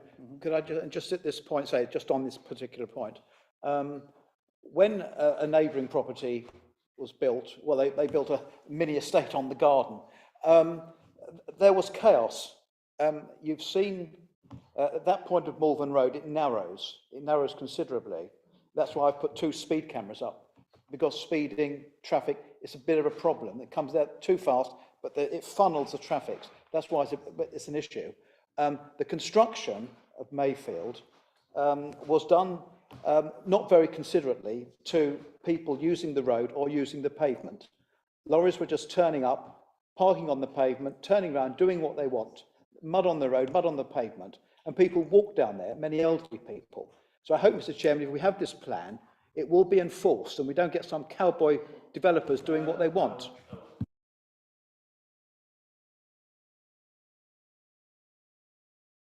The comment to agenda item 9, please. No. Right.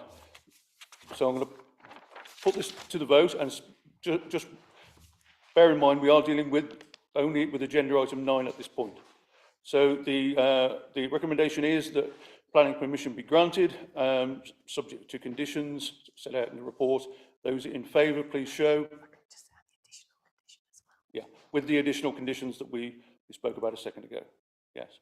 Sorry, could you raise your hand? Sorry, 1, 2, 3, 4, 5, 6, 7, 9. Those against? 1. Right. Does that take everybody into consideration? Yes. I think it does. Right. Okay, thank you. Of course, Pat. Yes, yes. Yeah, happy to adjourn just for 5 minutes.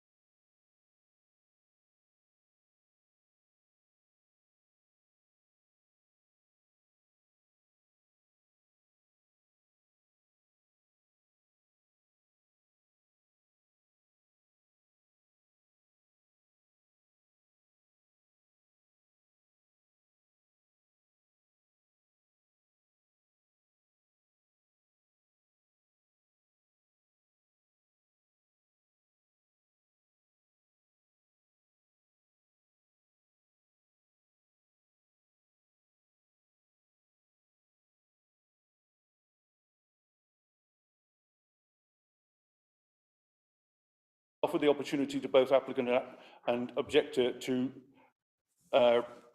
speak again to members present, on this occasion specifically to the item, agenda item 10, if you wish to. So, Mrs. Laval? So I'll do a quick presentation. Oh, of course, yes, sorry. Yeah.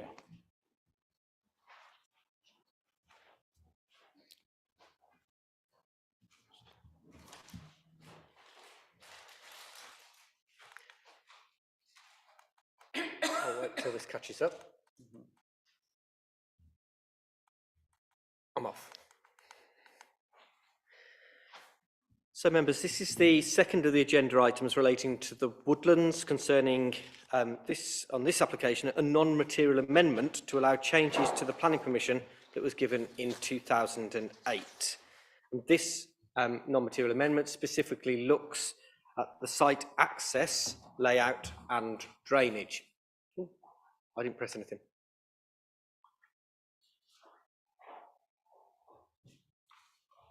Sorry, Margaret, I think you've clicked on something. It's okay, you've got a slight technical issue.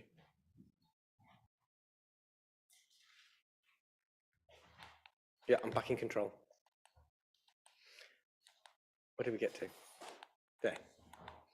Just a reminder of the pictures, just so that they're fresh in your mind in terms of what is there.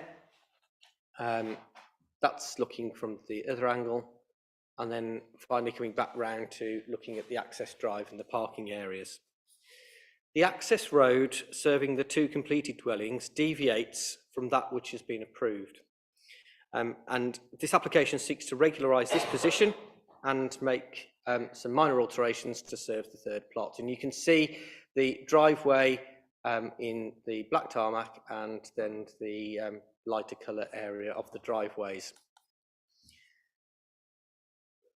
In comparison, the comparison drawing shows that the elevations for plot 3 are very small. So this is the approved layout. As we can see, the 3 plots and the existing dwelling. And that is what has been constructed and is now proposed as part of this non-material amendment. And you can see again, the grey is what has been approved and the blue is the deviation. So you can see that the larger changes, although still minor, are to the driveway area in front of plot 2. And this can be seen on the ground. And again, I'll just switch between the two so you can see the difference in the comparison. And there you can see the lighter area, which has taken up some of the original access driveway, but now is proposed as is on the ground as the existing driveway on the ground. These changes make no impact on highway safety, and the access arrangements or parking, they all remain exactly the same. The drainage arrangements seek to amend the proposals for plot 3, have a larger soakaway provision. And this was the originally approved by condition drainage arrangements, which were for a small soakaway and rain harvesting for all 3 plots. Plots 1 and 2, I believe, just have soakaways, and plot 3 is now proposed just for a large soakaway, but also, which wasn't part of the original drainage arrangements, also propose a soakaway for the existing property at 268. The concerns of the residents are set out in paragraph 6.2 and have been fully considered. The changes will not result in any increase in traffic over that which has been already approved, or additional pressure on foul drainage, again above that which has already been approved.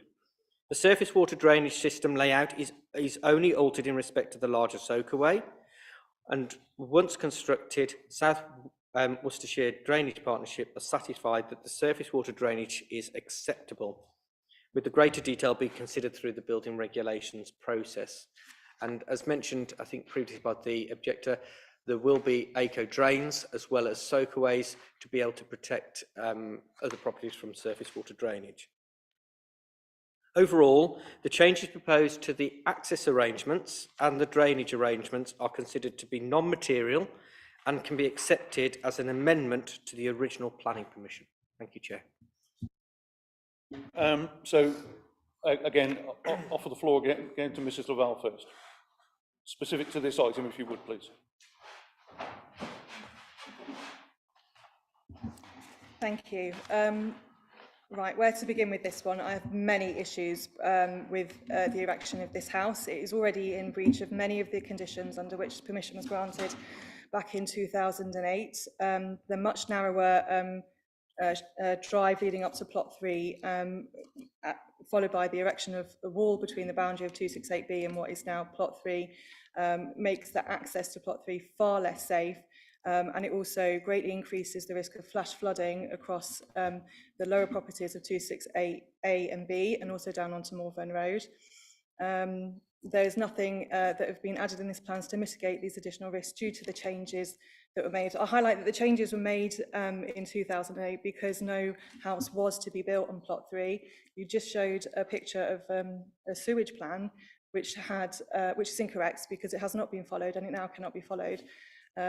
And that's just one of the many issues that we have. There is also the retaining wall, which it separates 268B and plot 3. And I have great concerns that this does not have the required stability to take an additional property on plot 3.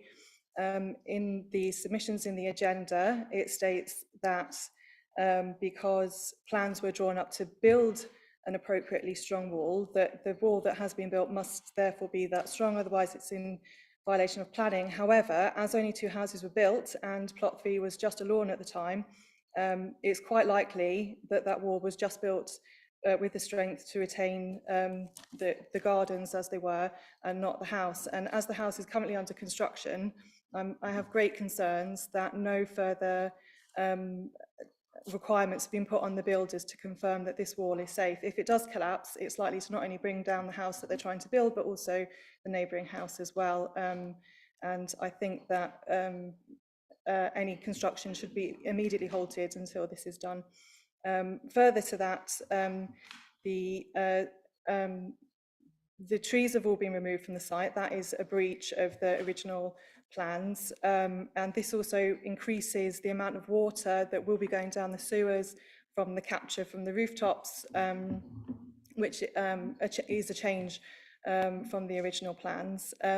Although it states that a third party is responsible for the sewers, there is no submission to say that a third party has assessed the site and has confirmed that sewage is possible to now connect to this site, given that it wasn't done at the time in 2008, or that any extra connection will have the capacity to take sewage from this site now. As I said, given previously that we know that the current sewers do not have the capacity for a third house. So given that so many of the conditions from the original plans are in breach, and that the risks of continuing with this property with these breaches in place include the potential collapse of the wall, the potential loss of function of the sewers for the surrounding properties and turning Morven Road into an open sewer, we do not feel that it's acceptable for these plans to now be approved. Thank you. Thank you. Questions relating to item 10 to Mrs. Laval? Councillor Stephen.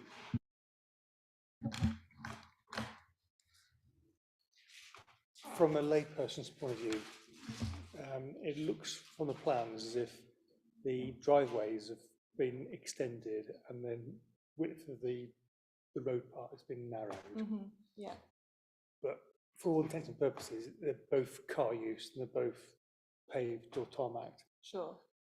So I just wanted to ask a little bit more information about, you mentioned that you thought the risk of flooding would be increasing. Sure. Can you just explain why you mean that? Why you think that? Yeah, so excuse me.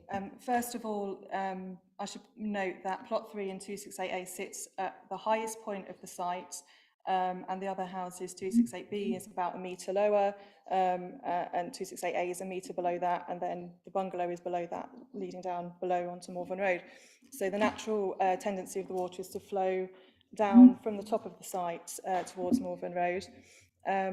The original plans approved in 2008, they made the boundary between 268B and the shared access to plot 3 was gently sloping and contained planting and soakaways that would have allowed any runoff to be captured and distributed across a wide area and distributed towards soakaways that were built into the shared driveway and also onto 268B. Because because the decision was taken not to build on plot 3, the 268B was made wider, a retaining wall topped with fencing was built, and this now channels the water. Rather than distributing it widely, it channels it towards the properties at both 268B, 268A and Malvern Road. We have had minor ingress of water on our properties, especially into the garages, which are electrified. And for example, we have a high capacity electric fuse box for electric car charging. So it's important to us that we can prevent any flood risk and keep our properties free from being flooded for safety reasons as much as anything else.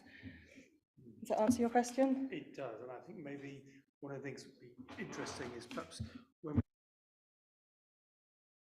they're all in plan view. Yeah, sure. And maybe it's possible that maybe officers can have something where we can actually have a look at it from a side view of, I don't know if that's possible, so we can see the point that Mr. Lavelle is making.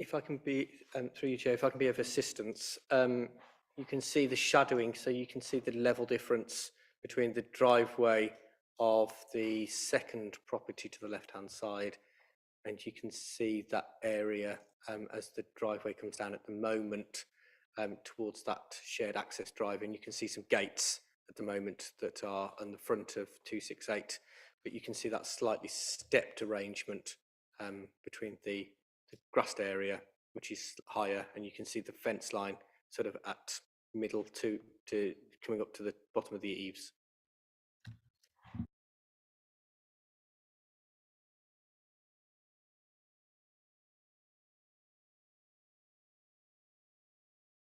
Right of the white car there, and then for 268B, the garages are integral into the house, so you can see the white doors there of the adjoining property.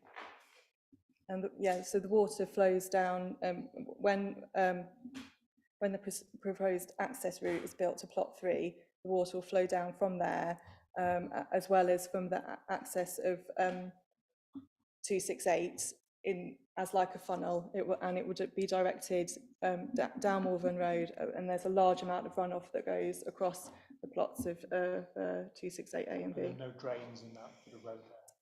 There's nothing that we do. There's open drains to the sewers at that point. So again, any flood risk also adds to the pressure on the foul drainage system. And currently there is, I mean, currently plot B is effectively one giant soakaway as its lawn and trees. But now this has been removed. You know, the likely there's nothing else there at the moment to capture that, although in these plans I do notice there are strip drains to channel off to soakaways, but they're not going to be able to capture nearly as much water as you know, the plot being retained as lawn and trees. Thank you, Chair. Sorry, I'm getting confused as to what we're approving at this point. I thought it was just a change to the size of the driveway. We seem to be talking about the building of plot 3. I'm lost. Through you, Chair, we are considering the amendments to the driveway and the drainage arrangements. So, but not building a plot on we're plot not 3. looking at the changes to plot 3 at the moment. Right. In terms of the physical changes, what we're looking at is I think this plan is probably a good plan to show it. We're looking at the large soakaway to the rear of the property. Yeah. We're looking at the eco drains which are provided on plot 3 and on the existing property to be able to direct any surface water back into the soakaway, and those driveway amendments that you've mentioned. Okay. But I think that you were speaking about the building of plot 3 just now and the impact of that, were you? Well, I'm talking about particularly the impact of building the driveway. Plot 3, as it is in reference to, you know, all the issues that creates for drainage and stability and everything else. I'm really sorry, I'm still confused. This change that's coming for us right in front of us right now is about a small change to the current drive, is that correct?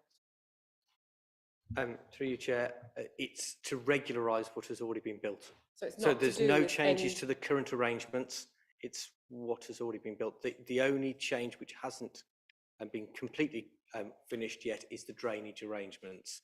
But in terms of the driveway changes, just to put up that picture, it is to regularise what is on that aerial photo. And not to do with any new drive built? Not any new driveways, other than... Well, currently, there is no driveway into plot 3, there's only access Other than... 268. This is considered with this application. So in terms of the driveway changes to plot 3, it is that additional arm that comes a little bit of extra tarmac. That's, well, the tarmac that comes into the site to provide the driveway arrangements. Looking at that picture there, what currently the driveway extends up to, there's a line that goes across from 268, it's sort of round, looks like a round line between 268 and plot 3. Nothing beyond that line currently exists.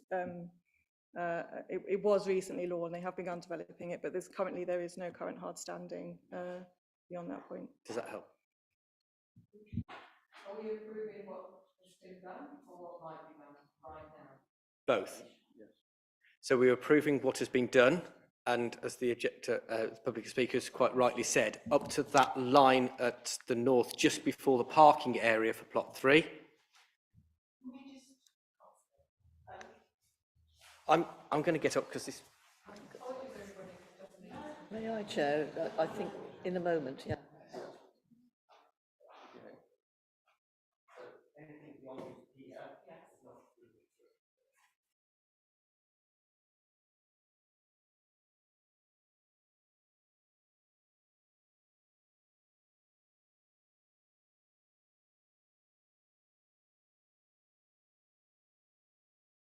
To approve or otherwise on this agenda item. Yeah, it is the approved site layout plan and the approved drainage arrangements for Woodlands and the new house at plot 3. Is that, we're all... Pat? I think 7.8 mentions the other omission is the passing place, and that clarifies what we were all looking for there, doesn't it? The omission of the passing place. We've got Councillor Lewing and then Councillor Amos, but brief if you would, please. Okay, well... Well, so it is one of your concerns.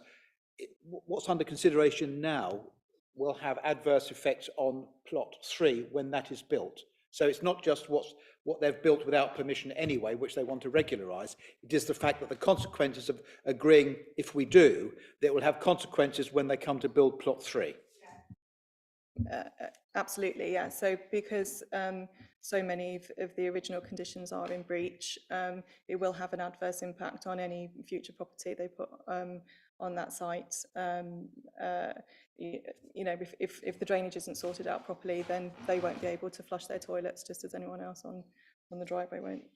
Thank you. Thank you. Councillor, okay. Any further explanation needed at this point? No, good. Okay, thanks very much for that. I'm going to invite Ms. Dori Verhaag back to the table in the interest of fairness. Sorry?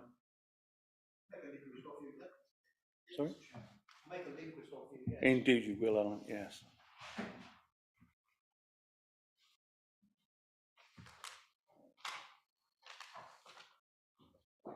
Again, as before, do take your time settling in, activate the microphone. Again, just to reiterate, it is just the specifics of this item, please. Thank you. I just want to speak again really briefly about this. So just to clarify, the principle of a dwelling at Plot 3 has already been established. So we are just looking at these minor amendments. It's a non-material amendment, so it's not a planning application. It is just to amend the original application. There are no objections from County Highways. There are no objections regarding drainage. So there's been no objections regarding anything being unsafe. As far as County Highways are concerned, the arrangements are acceptable. And the drainage is actually proposed to be improved by the additional soakways, as you can see on there, and hopefully that clarifies everything for you. Thank you.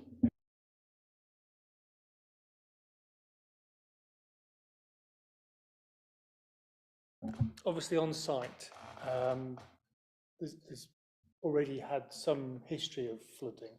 Take this very seriously in terms of adding anything that's going to make anything worse. And I'm not so worried about the width of the driveway or the road necessarily, but I am concerned about the drainage. So what work have you done as developers to ensure that the drainage is correct in terms of the survey work or the expert advice that you've got? Because there obviously is some concerns, and the fact that there has been previous problems with drainage. What reassurance can you give Mrs. Lavelle and others like that? Well, the drainage has been improved through this application. Not the application, the minor amendment. The drainage is to be improved with a greater soakaway, and there's been no objections from as far as consultees regards on drainage. So. But who designed, and what sort of expertise did they have that actually did the design of the drainage to make sure that it was sufficient? I think all the details are in the application. It is a very minor amendment which is seeking to improve the situation on site. This has already been agreed in principle. It's just a minor amendment to improve the situation. Interrupt a second, Paul. If it's any help, in terms of Councillor Stephen, in terms of the exact calculations of the soakaway, that will have to be covered under the building regulations, and they will need to do proper percolation tests as well as calculations for the quantity of the soakaway. That's a technical engineer's remit, and that comes within the building regulations. So in terms of the drainage requirements, they're going to have to submit something called agreement under Section 106 of the Water Industries Act, which is not to be confused with Section 106 of the Town and Country Planning Act.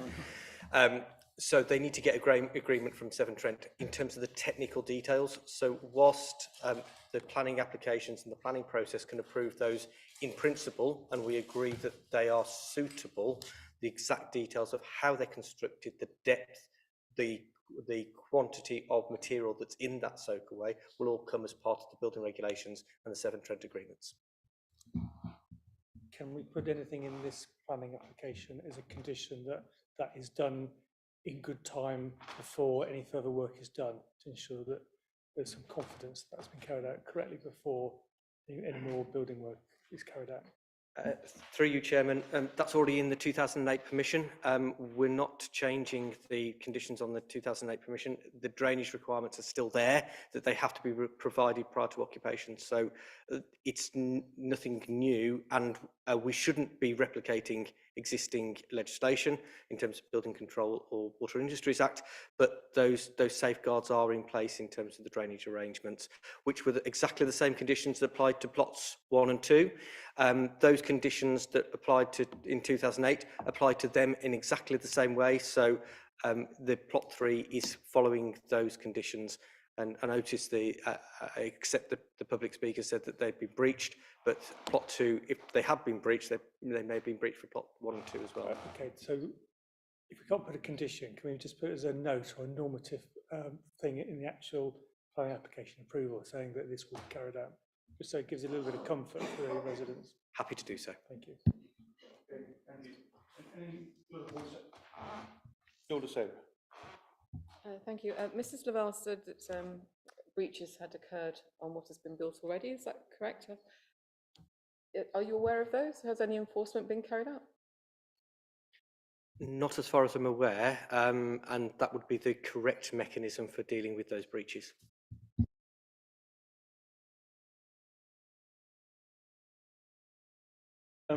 If you kindly take your seat again, please. Any further comment briefly around this particular point? Because we're Jill, sorry, Jenny. Thank you, Chair. I just wonder about the surface of the driveway beyond into plot 3. Can we, at the moment, the rest of the driveway is tarmac, which is impervious. Could we put a condition about making it a porous surface? Through you, Chairman, the section of the Planning Act does allow the local planning authority to add additional conditions. So if that was felt that was something that was appropriate given the current situation, if a different type of paving was required to be that it is porous, that would be something that the committee could consider.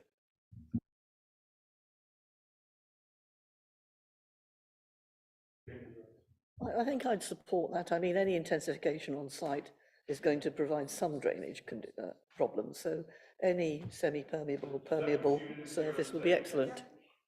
Yeah.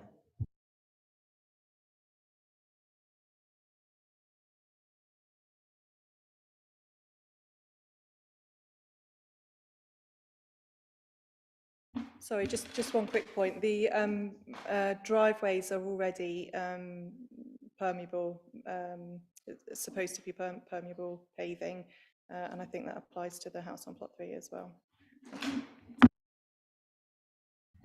So I'm slightly confused by that, because I understood that the building and the driveway would cause more runoff, but you're now saying that the driveway is already a porous surface. Yeah, so I'm probably, the private area in which the cars would be parked in front of plot 3 already has a condition to make that semi-permeable paving, which is what we've got on the other two. I don't know if that is going to be complied with, but that should already be in the plans. And but the access road that goes in front of 268 is asphalt, so not permeable at the moment. If that clarifies anything. Thank you.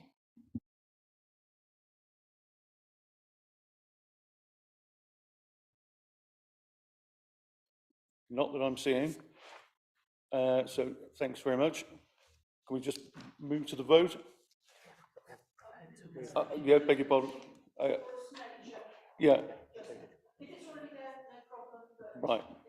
No, that's fair enough. Do we, just as a seconder to Jenny's point, Pat? Okay. So to move to the vote, the question, the recommendation is that the Planning Committee approve the non-material amendments to planning permission. Those in favour, show, please. Please do, yes. Yeah. 1, 2, 3, 4, 5, 6, 7, 8. That's unanimous, Chair. Okay, thank you. And Alan, you were against or I abstain? apologise. Yeah. 8-1. Sorry. That's your usual result, Alan, 8-1. Right. So can we move on, please, because obviously time is moving on. We're moving to agenda item 11. Again, the same process, Paul? Thank you, Chairman. So this is the third item, which is a non-material amendment to the external appearance of plot 3. And just quickly, we've seen these photos enough. The changes are described at paragraph 3.2 of the report. The proposal seeks for minor changes to the internal arrangements, to the layout of the dwelling. So that is the approved layout. That is the proposed. And again, helpfully, we've got an overlay just to show. And you can see that the arrangements really are to do with internal arrangements only. There is no change to the external sides of the property. From an external point of view, there are minor changes to the window and door positions along with the approach to a single material. So we're looking at brick rather than the introduction of faux timber and render to the external walls of the dwelling.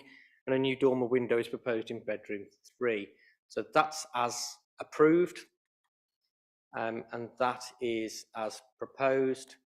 And again, we have the overlay of the blue, which is proposed, and the grey, which is approved.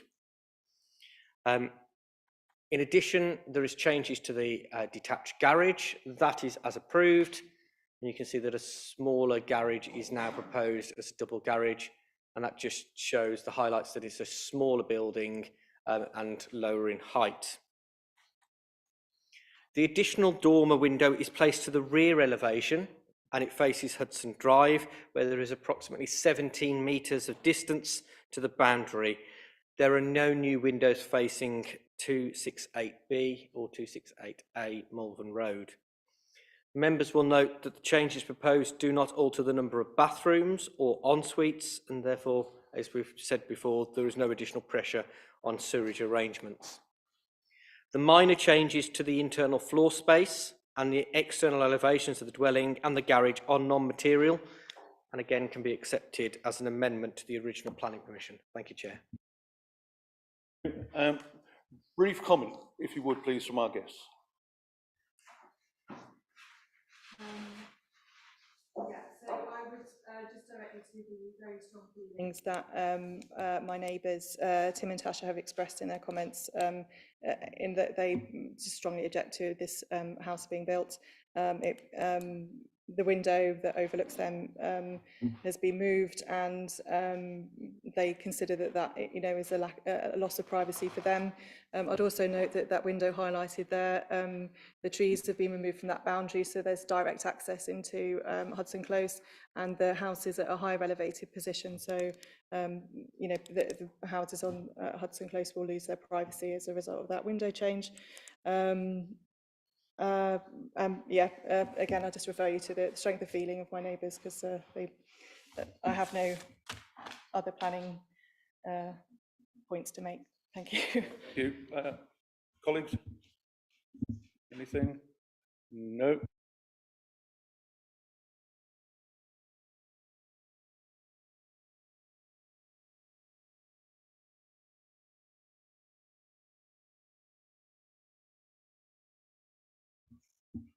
Just to clarify again that these amendments are incredibly minor and relate to the already approved house at plot 3. So as already been discussed, it relates to replacement of the approved render and half timbered gable features and replace those with brick. So that kind of better relates to the existing houses on site, and actually I think improves the overall appearance of that building. And there's addition to a third dorm window on the same elevation where there's already windows approved, and changes to the garage to make it smaller, internal changes, and that's kind of it really. So very, very small amendments proposed. Thank you. Thank you very much, colleagues. Louis? I know this is probably a small point, but you've obviously changed the garage for the cars. I'm just wondering, when I look at the plans, I don't see any cycle storage on there. Now, I know you're not changing anything to do with that, but I was wondering why you didn't take the opportunity to put cycle storage in there? Or is there that I've missed? To be honest, I think there's plenty of opportunity on the site to provide cycle storage. There's plenty of amenity space, and this has already been approved. It's just purely a minor amendment, and there's plenty of parking on site, and people can also store cycles in their garage as well. Yeah. So just to add that. But obviously because I think this was originally approved years and years ago when we didn't have the rules about cycle storage we do now. So obviously this house hasn't actually been built yet, has it? So I'm just wondering whether it's possible to add that as a requirement into this plan. The house hasn't been built yet. Through you, Chair, If the committee feels that that is a requirement they wish to do, taking account of the current development plan and their requirements, that is something that the legislation allows you to do. If that's what you feel is something that you feel could be balanced into the planning benefits and the planning balance, that's something for you to consider. It's a shed at the end of the day, isn't it? So you could put it in. So, Blue is proposing that as an amendment or an addition. Yep. Does he have a second? Yeah. Okay.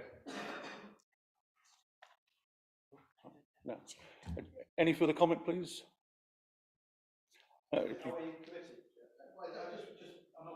Mr. Chairman. Please do. Yes. Not a question, just an observation that we've been told a lot this afternoon that all these amendments are very minor. There seem to be an awful lot of them, and the neighbours seem very concerned by them. And I'm a bit concerned that there are so many. Many of them have actually been constructed anyway without planning permission. So it's just a question of, you know, do what you want, get away with it. But just a comment, Mr. Chairman. I think, you know, they're an awful lot. Most of them have been carried out anyway. And whether we give permission today, I suspect they'll be carried out regardless. So I'm not happy, but let's go to the vote. I think it's still a vote.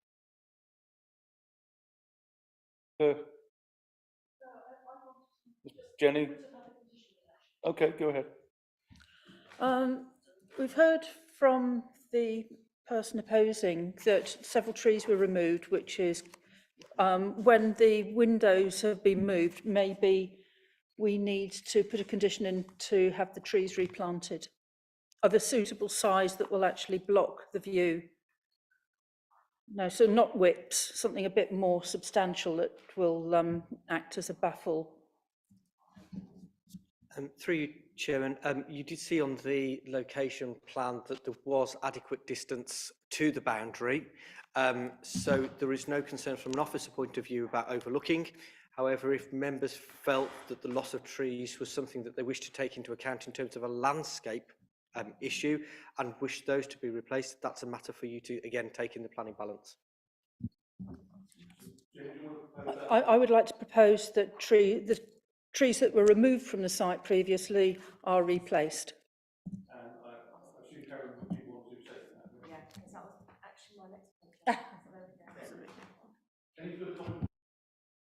Just to clarify, in terms of the conditions, so that members are very clear, the condition will be a landscaping scheme to be submitted rather than a specific number of trees, so that we don't either overshoot or undershoot ourselves. So it will be a landscaping scheme to be submitted.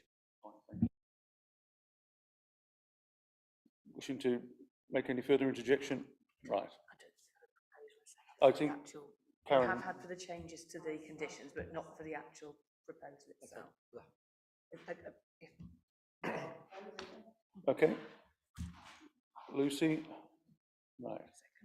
And Karen, were you seconding that particular? Yeah. Seconding the actual. I think, just return back to where we've been, just for clarity. We've got a proposer and a seconder for the tree question, yes? I'll propose And the application itself. Lucy, and a seconder for that? Pat. Right. So the vote with the amendment, with the tree amendment, is proposed for acceptance. Could I see a show of hands, please? Those in approval?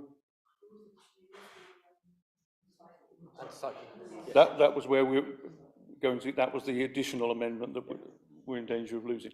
Do we have Louis? It would be the proposer, I assume. Do we have a seconder for that? Yes. Pat. So, just for clarity, we've got the original recommendation plus two amendments, one regarding trees, one regarding cycles. Okay? Right. So, with those in mind, those in favour, please show. 1, 2, 3, 4, 5, 6, 8. And those against? 1. Right. Indeed, so. Very admirable, yes. So, we move to agenda item 12, amendments to the Constitution. I'll keep it brief, members, because you will have read this agenda item and the accompanying documents. They are proposing amendments to the Constitution, particularly in relation to parts 5, 12 and 18, concerning the procedures and the operation of committees, the planning good practice protocol and the scheme of delegation. The report sets out what are proposed, and I'm happy to take any comments or any questions in relation to any of the documents, yeah, we'll take any comments from officers' point of view, from that point of view. Andy.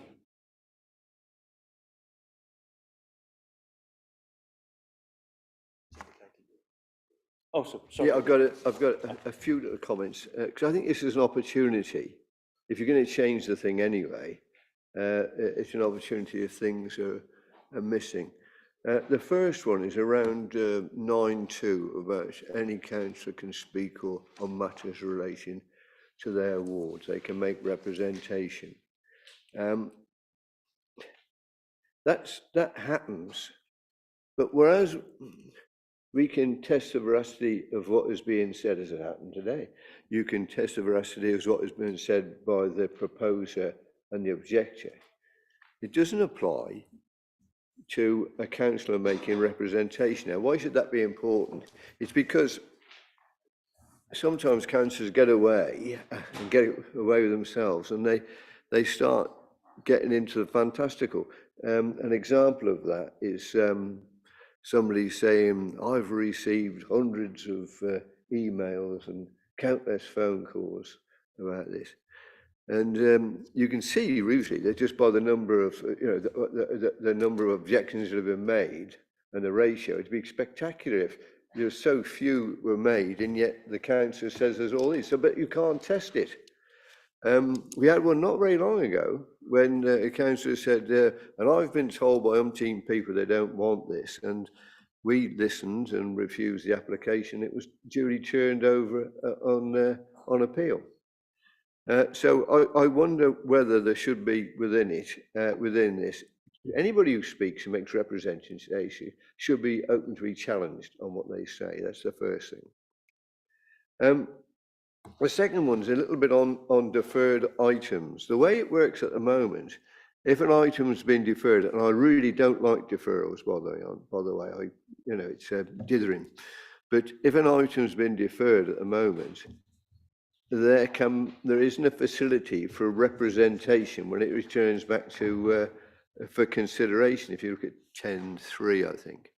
Now, I think the usual deferral is because there's a requirement for a tweak or clarification. That usually comes from an objector. So to say that they can't speak to any alteration or something on the final decision, I don't know, perhaps it needs a little bit of thinking about. I'm not asking you to change it needs some thinking about. The second bit is on delegation. And the other side of delegation, which is calling, I suppose. Under item 2 on the appendix, it says that delegation can be made on certificates of lawfulness and non-material alterations and removal of conditions. We got very close to a non-material alteration today, I thought, which could have meant saving a lot of time, perhaps, or perhaps not. We're not here to save time, but it meant it could have been laid with an officer, which I think would be appropriate. Then, if you go on to 3, I was going to swear then. I'm quite confused on 3. I just don't know what it means. I've read it a few times and I don't get it. I think what it's meant to mean is here's a list of things that you can't delegate. It doesn't actually say that, but I think that's what it means. And on that, the last one, the one I like, is 3.5. It's if the director doesn't consider it prudent for it to be delegated. And I'd like that because I think that is the key into the call-in, which isn't mentioned. And I think the sometimes call-ins are done for spurious reasons. And I mean, because I want to draw attention to myself. because there's a few votes in this. But the call-in is an important issue. If there's a local groundswell, whether you agree with it or not, if there's a local real concern, then I think whether you're going to support the challenge or whatever, it's still, it lies on you to ask for that matter to be concerned by the committee so it can be properly aired. Now, I don't know where the call-in fits into here, unless it fits in that we can say to Duncan, old chap, this is a real stickler locally. I don't know what the outcome's going to be, but I don't fancy it being delegated, as has happened, and it gets called in. So I don't know. There's a bit of clarity needed there, I think. So all I'm saying is a great opportunity to smooth out a few wrinkles, and I'd be ashamed if we missed it. Thank you, and through you, Chair, Councillor Roberts, for those comments, and we'll certainly take comments and we'll look at those. The call-in is preserved, and if you look at Appendix 3, and it's number 4. So whilst Section 3, as you say, perhaps may be slightly confusing, what we've tried to do is keep the format of the delegation that Worcester has been used to, so that we don't change something in terms of the format that you're not used to. So 4 is exactly the same call-in. What we have tweaked slightly is those applications listed in paragraph 2 are excluded, and also that any notification of call-in shall include a brief summary of the planning reasons why the application should be considered by committee. And that's purely just to allow officers to be able to tailor the committee reports and their presentations to deal with those concerns that ward members have. But that call-in is still there, and that call-in is not restricted by ward. It's across the City Council. Any member can call in an application, apart from those minor applications that you've mentioned in paragraph 2.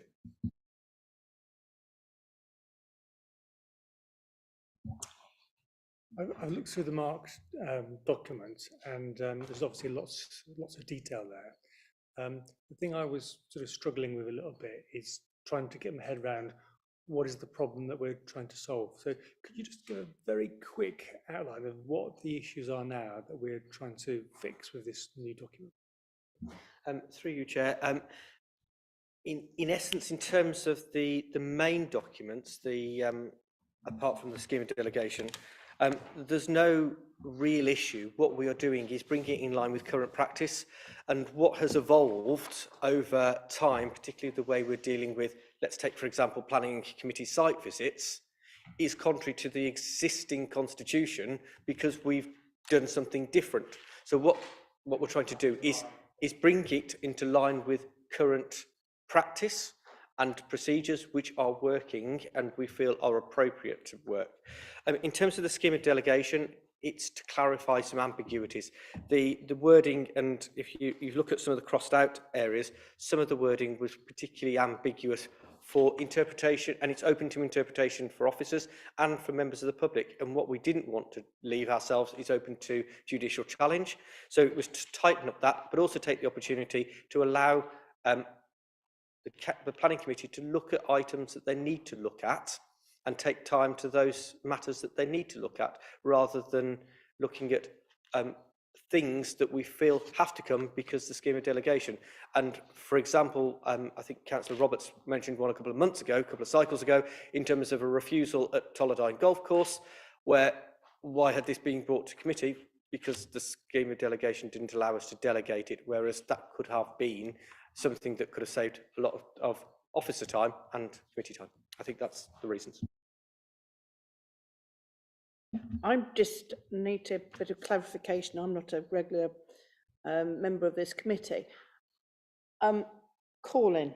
I thought that it was the ward members that called applications in, and not any councillor in the city. Through you, Chair. The existing delegation allows for any councillor within the city to call in any planning application, irrespective of whether it's in their ward. We haven't changed that. So that's as it exists at the moment. We thought that was something that we didn't want to change. We felt that that scope was appropriate. And I'll give you a for instance, if there's something on the edge of your ward that you are concerned has an impact on your ward and you are restricted from calling it in, that would be an issue for you because you'd have to try and work with existing board members. And hopefully there is that arrangement to allow you to do that, whereas the whole city call-in does allow you to be able to do that. Do you know, I'm a councillor for 20 years and I never knew that. And I assumed that you needed to work, the hospital site was a perfect example, that you needed to work with councillors in neighbouring wards to call in applications. Yeah? Thank you, Chair. I have to say I was surprised to read that part of the scheme of delegation because I'm used to arrangements where only the ward members can call in an application in their own ward. I think we will assume, rightly or wrongly, that members will liaise with each other if they're thinking about calling something in that's not in their own ward, just out of courtesy, if nothing else. But it does pose the question whether, as a committee, you would like to amend what's currently before you so that it is just limited to members' own wards. I'm not suggesting that you do, but it's an interesting point.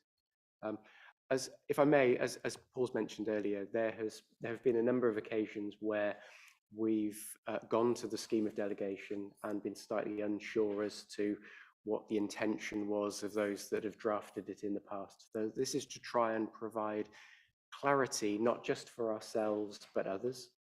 In the case of call-ins, so that applicants and their agents, in the interests of openness and transparency, can see why their application has been called to committee. And there's also some effort on our part to think about how we can all work in the most efficient way possible. Thank you, Chair. Yeah, thanks. In due course, Paul, you'll really regret having released that.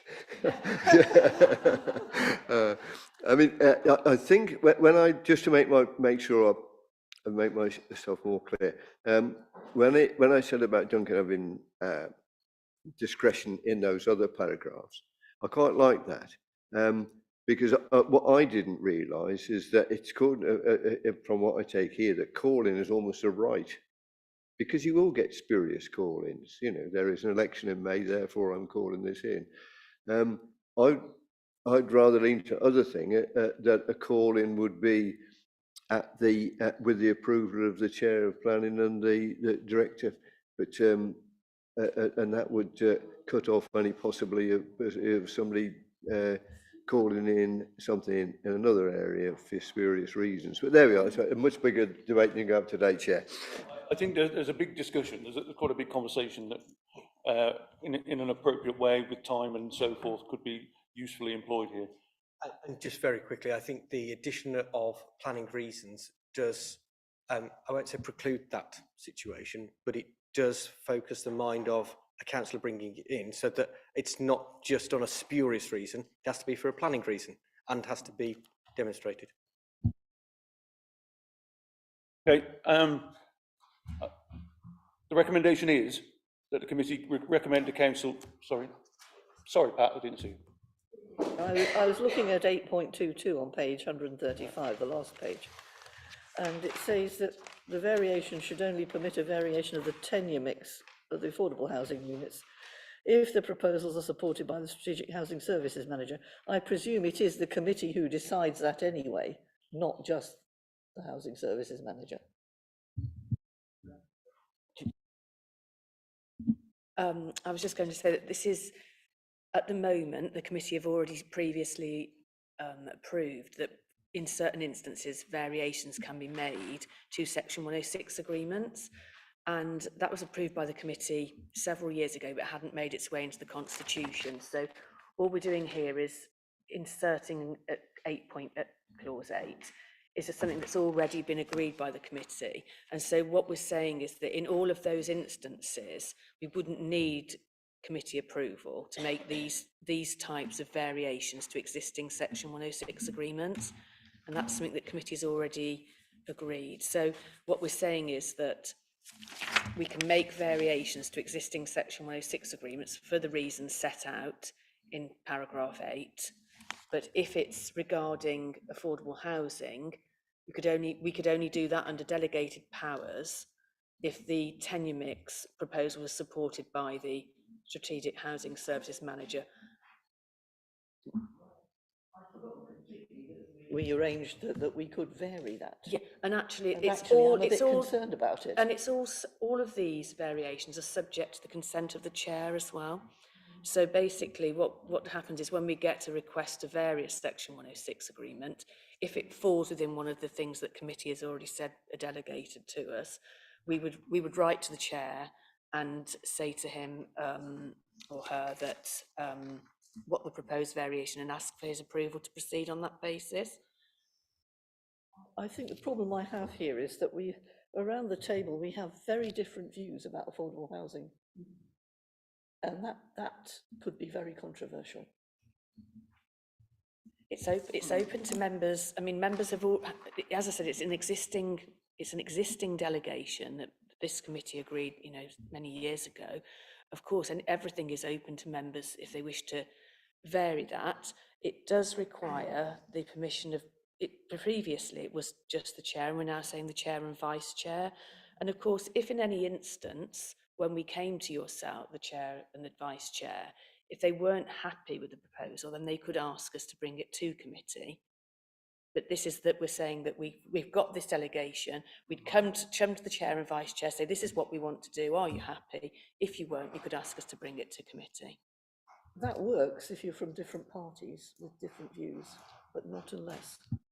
And that's why we're proposing it's the chair and the vice chair, not just the chair. It's a current convention that we are from different parties, isn't it? But need it always be so? I'm not entirely sure. I believe it is always so that the chair and vice chair are from different parties. But I yes. stand corrected on that, but that's my understanding.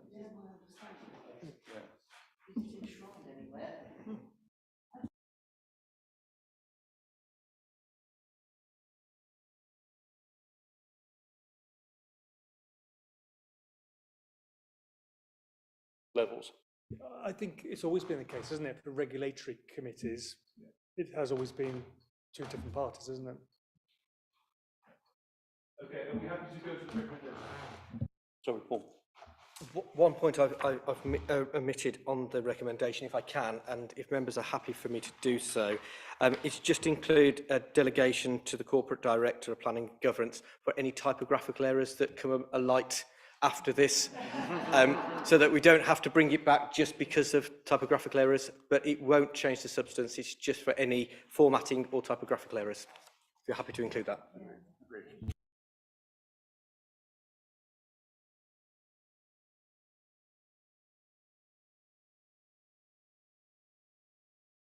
That the committee recommend to council the adoption of the amendments to the constitution affecting the discharge of planning functions, parts 5, 12 and 18, as set out in the appendices. Those in approval, please show. 1, 2, 3, 4, 5, 6, 7, 8. And Andy, are you against or abstaining?